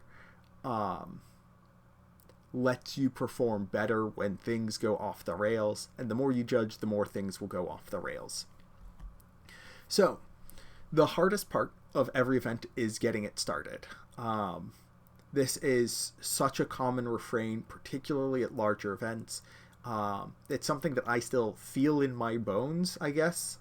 Like, for many events, I still feel nerves before the event starts. And then, as soon as round 1 begins, as soon as players play that first card, reveal their leader, start taking their mulligans, 95% of those nerves and that stress goes away, because the tournament has started, and that means the tournament will end. But you want to understand all of those things that can keep your event from starting. So, what time does registration start? Many events should have online pre-registration, but sometimes registration, particularly at like conventions, isn't going to open until like an hour or two before the event actually starts. I've definitely had some tournament organizers at events like Gen Con or PAXs where they're like, yep, you can register anytime you want, and then somebody would register on Friday for events on Friday, Saturday, and Sunday, and then never return. And that person is now either out hundreds of dollars and is kind of frustrated about the experience, or they reach out for a refund, and while the refund will be given, it's just a little bit more friction in people's lives. And like, if we pair them for round 1, we're going to be like, oh, we have another person who didn't show up, and this leads to a less positive experience for the player who doesn't get to play against somebody. Again, particularly at cons, your time is incredibly valuable. You could be going to panels, you can be shopping, you could be trying to find food that isn't wildly overpriced. And so a half hour of your time doing nothing really, really sucks, which is why you really want to avoid no-shows at conventions and larger events. at your local game store, you of course want to avoid no-shows, but a lot of players are like, oh, I've already played everybody here. I'm going to play a couple more rounds, and a win is a free pack, so I'll take that free pack and be happy with it. But you also want to know, of course, when what time registration ends, what time it's advertised to end, and what time it will really end. A lot of tournament organizers say registration closes 5 minutes before, 10 minutes before, 15 minutes before. Some, for very large events, will cut off registration a half hour before. Some events will cap and cut off days or weeks before. But for those that have live registration, on-site registration, knowing when registration actually closes as compared to the advertised time is very important. Many tournament organizers will be like, okay, it is now 8:45 a.m. The event begins at 9. We are cutting off registration. And then somebody will show up and be like, hey, I want to register for that event. And most tournament organizers are going to say, yeah, we can get you in there. The reason they cut off registration early is so that they can have this cutoff time and say, okay, last call, is there anybody standing in line for the 9 o'clock event? Let's get you to the front of the line, get you registered, because folks for the 9:30 or 10 o'clock event, you can wait. If somebody's coming in for weekly play, you want to have that cutoff just so that you don't have somebody call in, be like, hey, I'm stuck in traffic. I'll be there at 6:20. I know the event starts at 6. Can you hold the event for me? And having a cutoff time for registration means you can say, sorry, that is our cutoff time. You have some options for players who are going to be late. You can enroll them with a round 1 match loss if they're like, I'm just going to miss the entire first round, but I'd like to play. You can, if they're going to be maybe late, but they're not sure, you can enroll them, pair them against somebody as though they were a player in the event. And if they arrive quickly enough, you just have them sit down against their opponent, and play their full match. If they arrive late, you apply tardiness as you apply tardiness. Similarly to the flexibility in when registration ends and when will really end, you'll have some flexibility in player caps. I've been to a lot of pre-releases where the store's like, our capacity comfortably is 32 players, so we're going to cap it at 32 players. And then everybody's registered, somebody shows up at the last minute, and they're like, hey, we want to go to 2 more players, we want to go to 34. And the store owner will be like, yeah, I can pull an extra couple chairs out of storage if a couple people squeeze together a little bit, or if like one of the store employees is playing in the event, and so they'll stand behind the counter and their opponent will stand on the other side of the counter, and we'll just use the counter as the table space.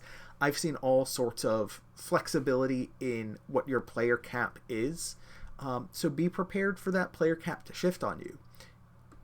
If your event structure is flexible, though, it's really important to be cognizant of how many players you have. Most casual tier events are going to generally have a flat number of rounds. For weekly play, for pre-releases, it's just so much easier for the store to plan, we're going to have 3 rounds, we're going to have 4 rounds, that's just going to be the show. That way they know what time they're going to end, what time their employee's going to be able to leave for the night, so that players can prepare and just be like, okay, I know that this is going to be a 3-round event. That means I can show up, play my 3 best of ones, and be out of here by 8 o'clock, home in time for a late dinner. As opposed to, well, if we get 15 players, we'll be doing 4 rounds. If we get 17 players, we'll do 5 rounds. That sort of flexibility, while it is important for tournament integrity, if you're trying to figure out who the best player is less important for casual tier events, because the goal of those is to play the game and have fun. And just having that extra round time can really actually end up being a drag, especially for weeknight events. Playing an extra half hour or hour is a big ask sometimes, and a lot of people will just have to leave the event before it is scheduled to end because of their anticipated scheduled end time. We can talk a little bit more about competitive event structure, because level 2 judges are going to start dabbling with competitive events. The tournament regulations have strictures based on number of players, how many rounds you should have, and what you cut to.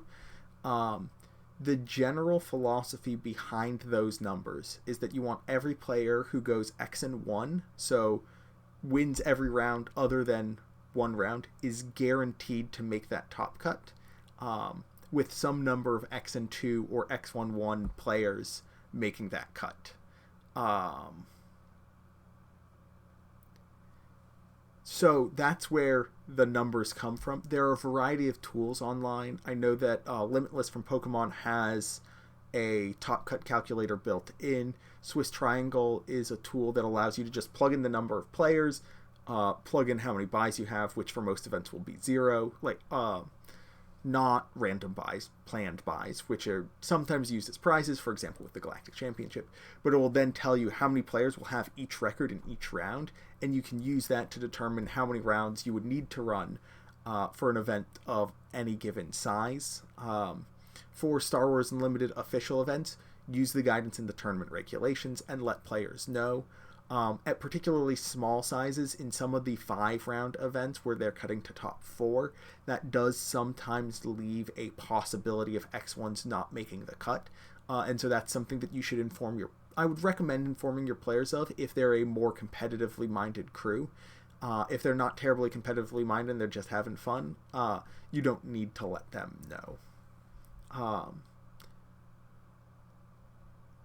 But the math does also... So the math for how many rounds you want is if you take 2 to the n, where n is the number of rounds, is the upper limit of players. So if you're looking at a 4-round event, 2 to the 4th is 16 players. Above 16 players, you'd go to 5 rounds. So I guess you could do some square root math to derive from the number of players how many rounds you have. Just know your powers of 2. And then you'll just know how many rounds events are based on their size. This math does break down around 9 or 10 rounds, simply because players dropping from events, no-shows, buys, and draws, pair-ups and pair-downs, those all negatively impact this math in ways that are not super easy to predict, because we don't know how many draws and pair-up and pair-downs there are going to be in any given event. But it is a good guideline, and tools like Swiss Triangle or other top cut calculators can give you a good idea of how many players of each record are going to make top cut. Now, sometimes a player will come up to you and say, hey, I'm X2, am I going to be able to make top cut? I've only lost the last 2 rounds. And my answer to them always is, I have no idea. The best I can give them is, if you're undefeated, you'll probably make top cut. One of the reasons is, 1, I genuinely don't know. And 2, I don't want to give players advice that might be wrong, because tournament math is very tricky and I'm not very good at it. And I don't want them to be making decisions based off of that information. This isn't outside assistance. A player coming to you outside of their match being like, hey, what is the record needed for top 8? Isn't asking for outside assistance. You can give them this answer if you're confident in your tournament math. I generally say I would recommend talking to other players at top tables, because players at top tables tend to be the more experienced players, and the more experienced players tend to be good at top cut math because they've been there a lot and they know, oh no, I'm gonna make 9th, even though I have the same record as 6th through 8th. They just know that by looking at the numbers, knowing their record. The other thing I do is I point them to online calculators so that they can get the data on their own and make decisions on their own. Now, we're still before the event. We get to deck registration for competitive tier events. You don't need deck lists for casual tier events, and if you have deck lists, it's probably an indicator that your event isn't actually casual tier, but in fact competitive tier.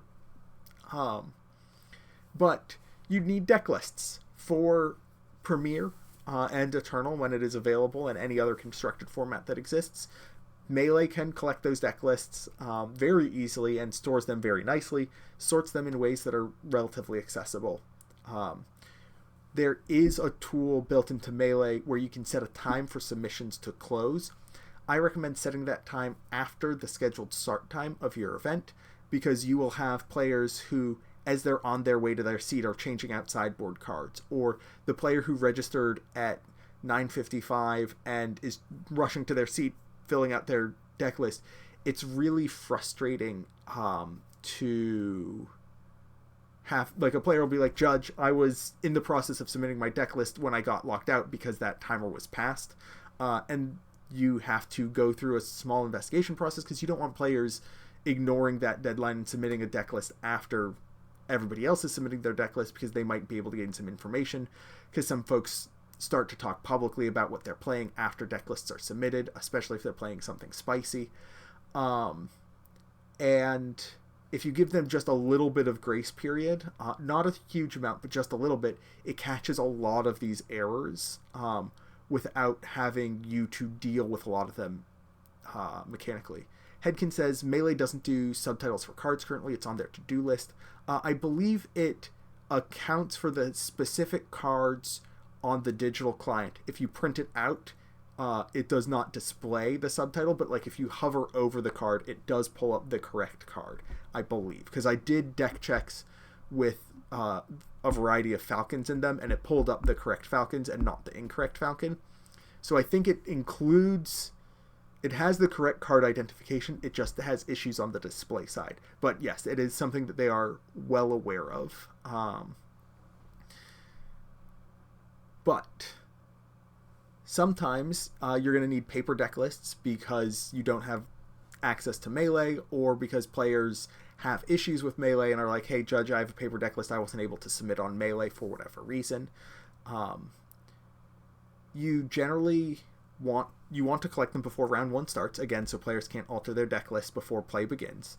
Sometimes you'll do a player meeting where you sit all players alphabetically to collect playlist or deck lists and distribute any goodies. This allows you a little bit more organization than sitting players for round 1, because players don't have anything else to do other than listen to you. They still won't, but it's better than saying, hey, you can start play, now we need you to do some more things. And so player meetings have a lot of value for larger event sizes. Player meetings also mean, since players are seated alphabetically, if you're collecting paper deck lists, it means that the deck lists will be collected alphabetically, and so they're easy for you to sort. If you are not running a player meeting and still collecting paper deck lists, what you can do is create something called an index, where you collect deck lists in the order players are seated, and have every player write on their deck list with a Sharpie their current table number for round 1. And then you get an extra set of pairings for round 1 by player name, which means that later if you need to go deck check a player, you're like, okay, I need to deck check Gentle Giant and Hedkin. Gentle Giant was seated at table 37 in round 1, and Hedkin was seated at table 667. Let's find their seats for round 1. The deck lists are still in order, and it's relatively easy to access them through an index like that. Hedkin, you ask, how are deck lists check handled at large events, e.g. Richmond? Through Melee. Deck lists were submitted on Melee with registration closing, I think, at least in Richmond, about 5 minutes after the event was scheduled to start. We had one paper deck list and 592 digital deck lists. And on Melee, if you have digital deck lists, when you pull up a player, there's the deck list drop down, or if you just look at a match, you can display the deck lists, and there will be links to both players' deck lists just straight from the matches page. And so it is very easy to be like, all right, we're going to deck check table 42. It's going to be Sabine versus Django. And you just have that information right there. You can click on it and you can take a look at the whole thing.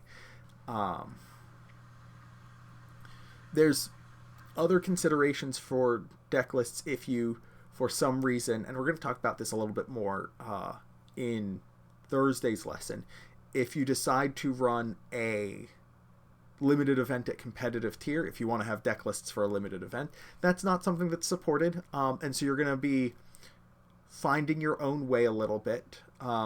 Managing those deck lists is a completely different creature, and so I think I'm actually just going to save it for limited tournament structure. The only other big consideration we have for deck lists before the events start is whether or not deck lists are public. Some events will have public deck lists for the duration of the tournament. For these, you absolutely want to have decklist submission closed well in advance of the decklists being published. Very frequently, decklist submission is closed the night before the event. So if the event begins Saturday morning, registration is closed Friday night, usually relatively early, so that if a player doesn't get their decklist in, they have plenty of time to submit their decklist or alert the tournament organizer of an issue. But you want to be aware of the timing of when those decklists go public, because if the decklists go public and then somebody comes out to you and says, hey, I misregistered my sideboard, can I put in a bunch of cards that are really good against Sabine? And you're like, well, we just published decklists and we just showed that 90% of the field is Sabine, so this sounds like you're doing something very shady. Loku667 says, Melee doesn't grant access to decklists while the decklist submission period is still active. I believe that, but I also know that I have had you're definitely able to see decklists while submission is open. I don't know what level of access you need. You might need admin access to access the decklists during submission, whereas judge access might not grant that.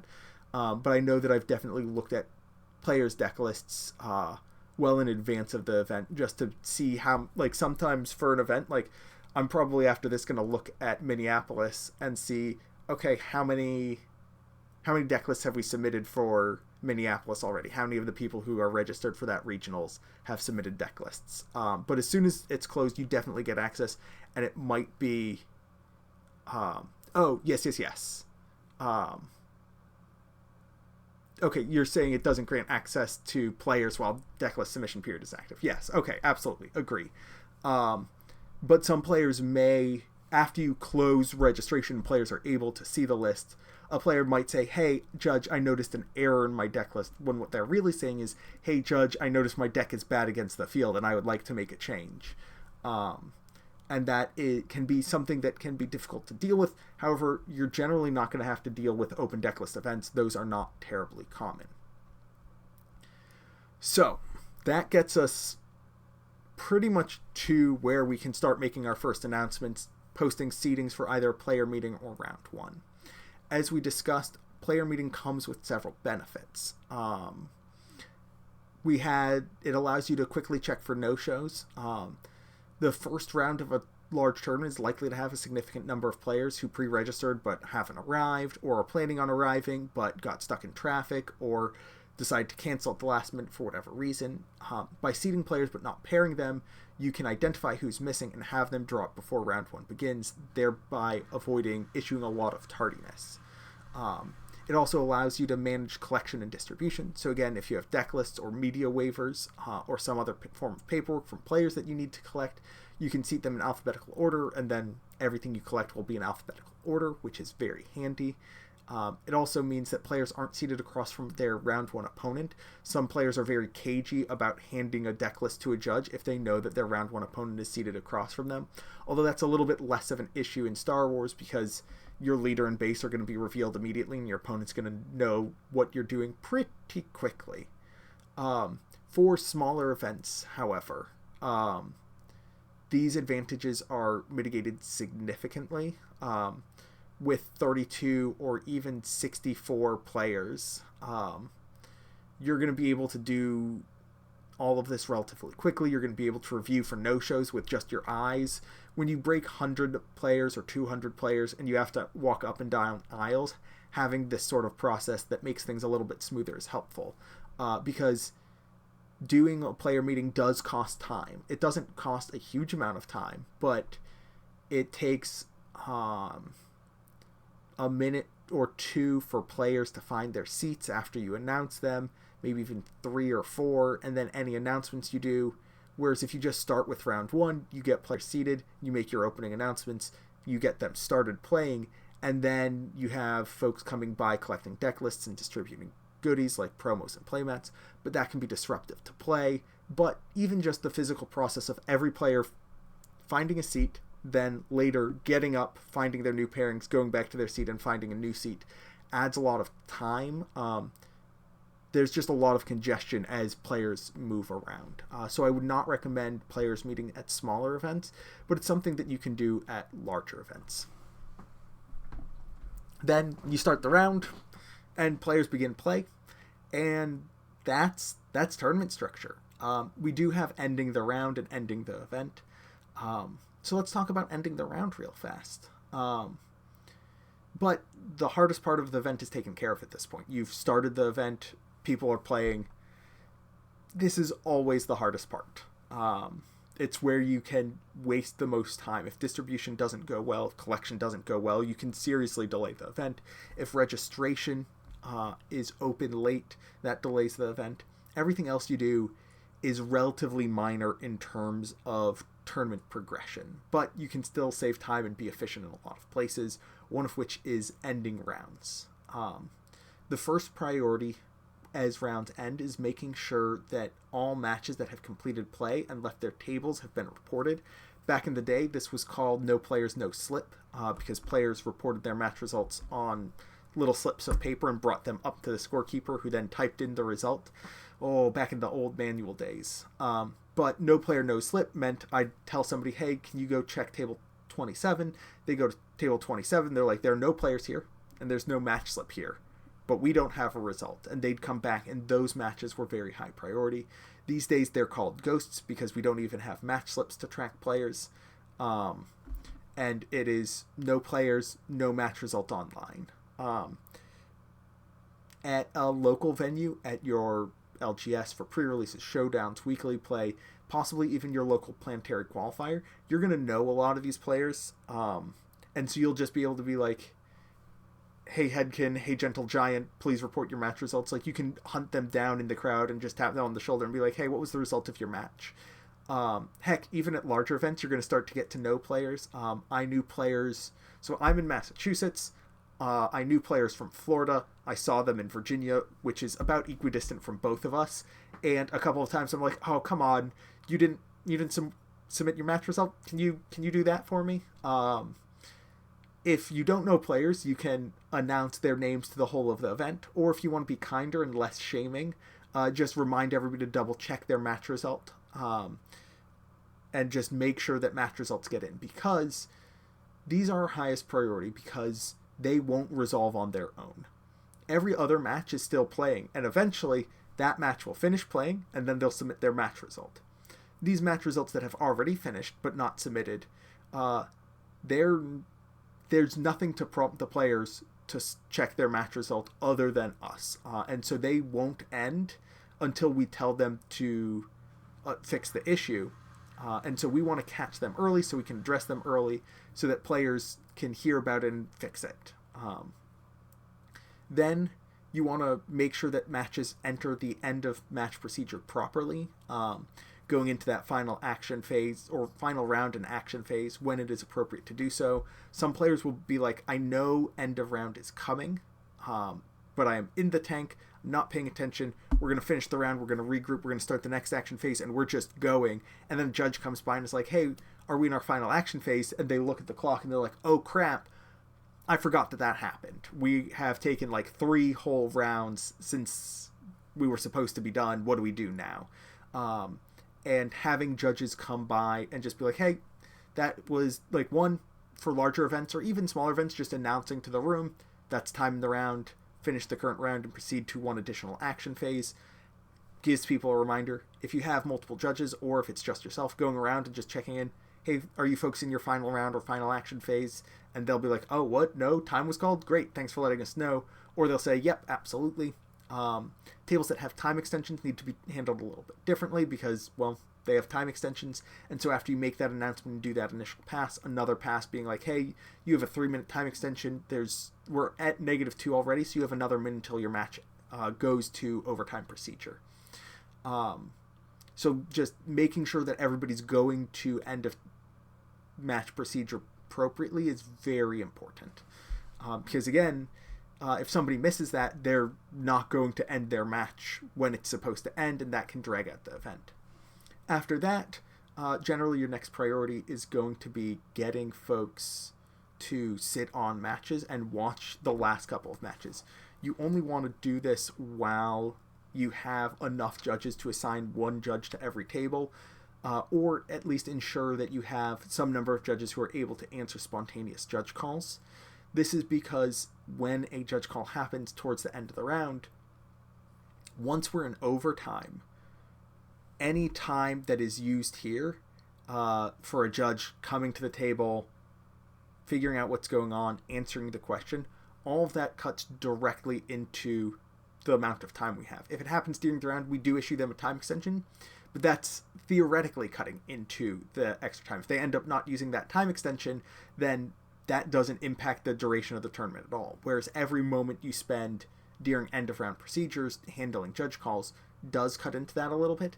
And having a judge there watching the match, paying attention, being like, yep, they resourced this turn, okay, they're going to be doing this, I can see their hand, so I have an idea of what they're doing. This allows you as a judge to be very invested. And so when somebody says, hey judge, I don't know why I have 10 resources exhausted, I thought I just played Avenger this round, and so I should have one up. And if you're paying attention, you're like, no, you cast Force Lightning at the beginning of the round to blank Lurking TIE Phantom, or something like that. And they're like, oh, right, thanks. And since you're there and invested, you're able to resolve that so much faster than if you had to get called over, walk over, say what's going on, have them explain, and then you ask a bunch of questions about what happened. By staying there, being present and engaged, you can resolve these things a lot more quickly. Similarly, a lot of these matches are going to be matches with time extensions. Matches with time extensions probably had a judge call earlier, and sometimes, generally not true, but sometimes a judge call can result in higher tensions between the players, and so having somebody there who can be a mediator in case the players are at odds with each other can be very helpful. And of course, it means that when their time extension expires, you have somebody who's there to say, hey, that's time in the round, we need to start finishing things up. All right. For casual tier, after you end the round, you'll start the next round, rinse and repeat. That's pretty much your event structure.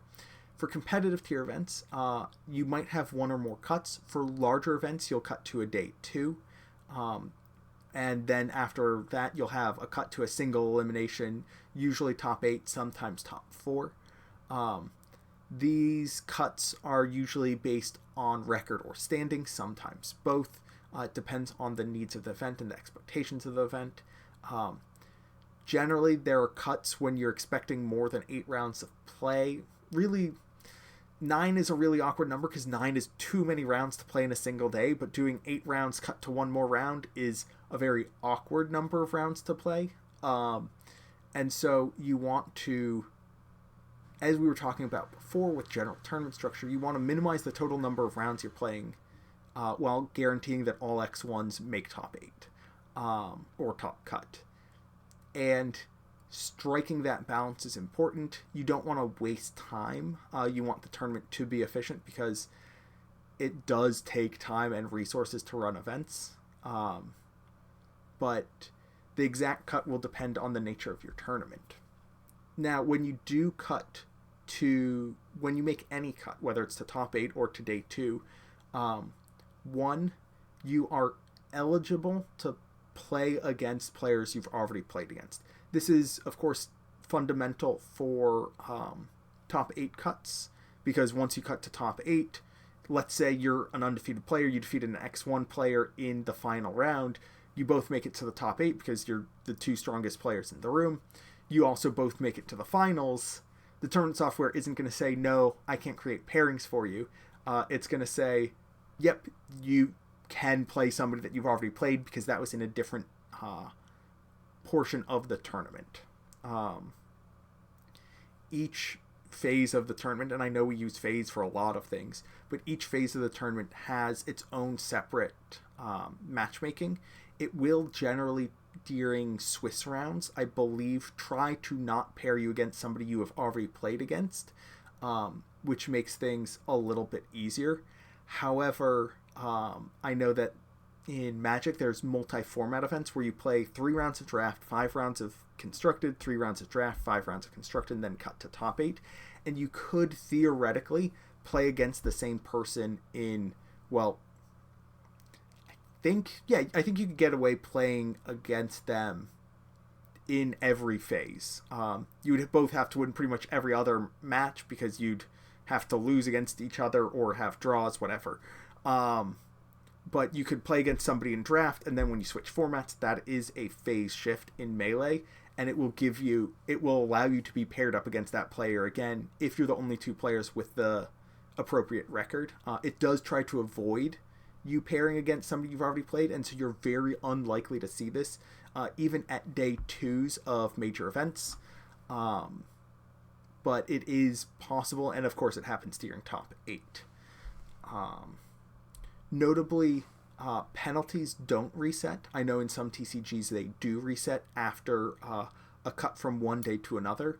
This is because back in the day, before even I started judging, the tournament software couldn't handle a cut. It couldn't handle dropping so many players easily. At least this is my understanding. And so what they did is they took the 64 or 120 players who made the cut and created a brand new tournament for just those players. And it reset not only their match points, but also their penalties. That isn't the case with Melee. It can track all of this information. None of it resets. But that brings us to our top 8, but there's going to be a lesson all about running a top 8 later on in the L2 track. With that brings us to the end of our lesson. I only talked, it was a little bit over a half hour, but that wasn't too bad. If any folks have any questions in the chat, please feel free to drop them in the chat before we get out of here. I've been talking too long, and words have lost all meaning. But thank you all so much for joining me, and Tim for our earlier conversation. Thank you for sticking around for those of you that did for this broadcast. But it looks like I'm not seeing any questions, so I'll see you at the next one, which will be next Tuesday. This Friday I'm going to be at PAX East, so I'm not going to be available for that live broadcast, but we're going to have a lesson on Thursday as per usual. So I'll see you all later. Have a good one. Bye.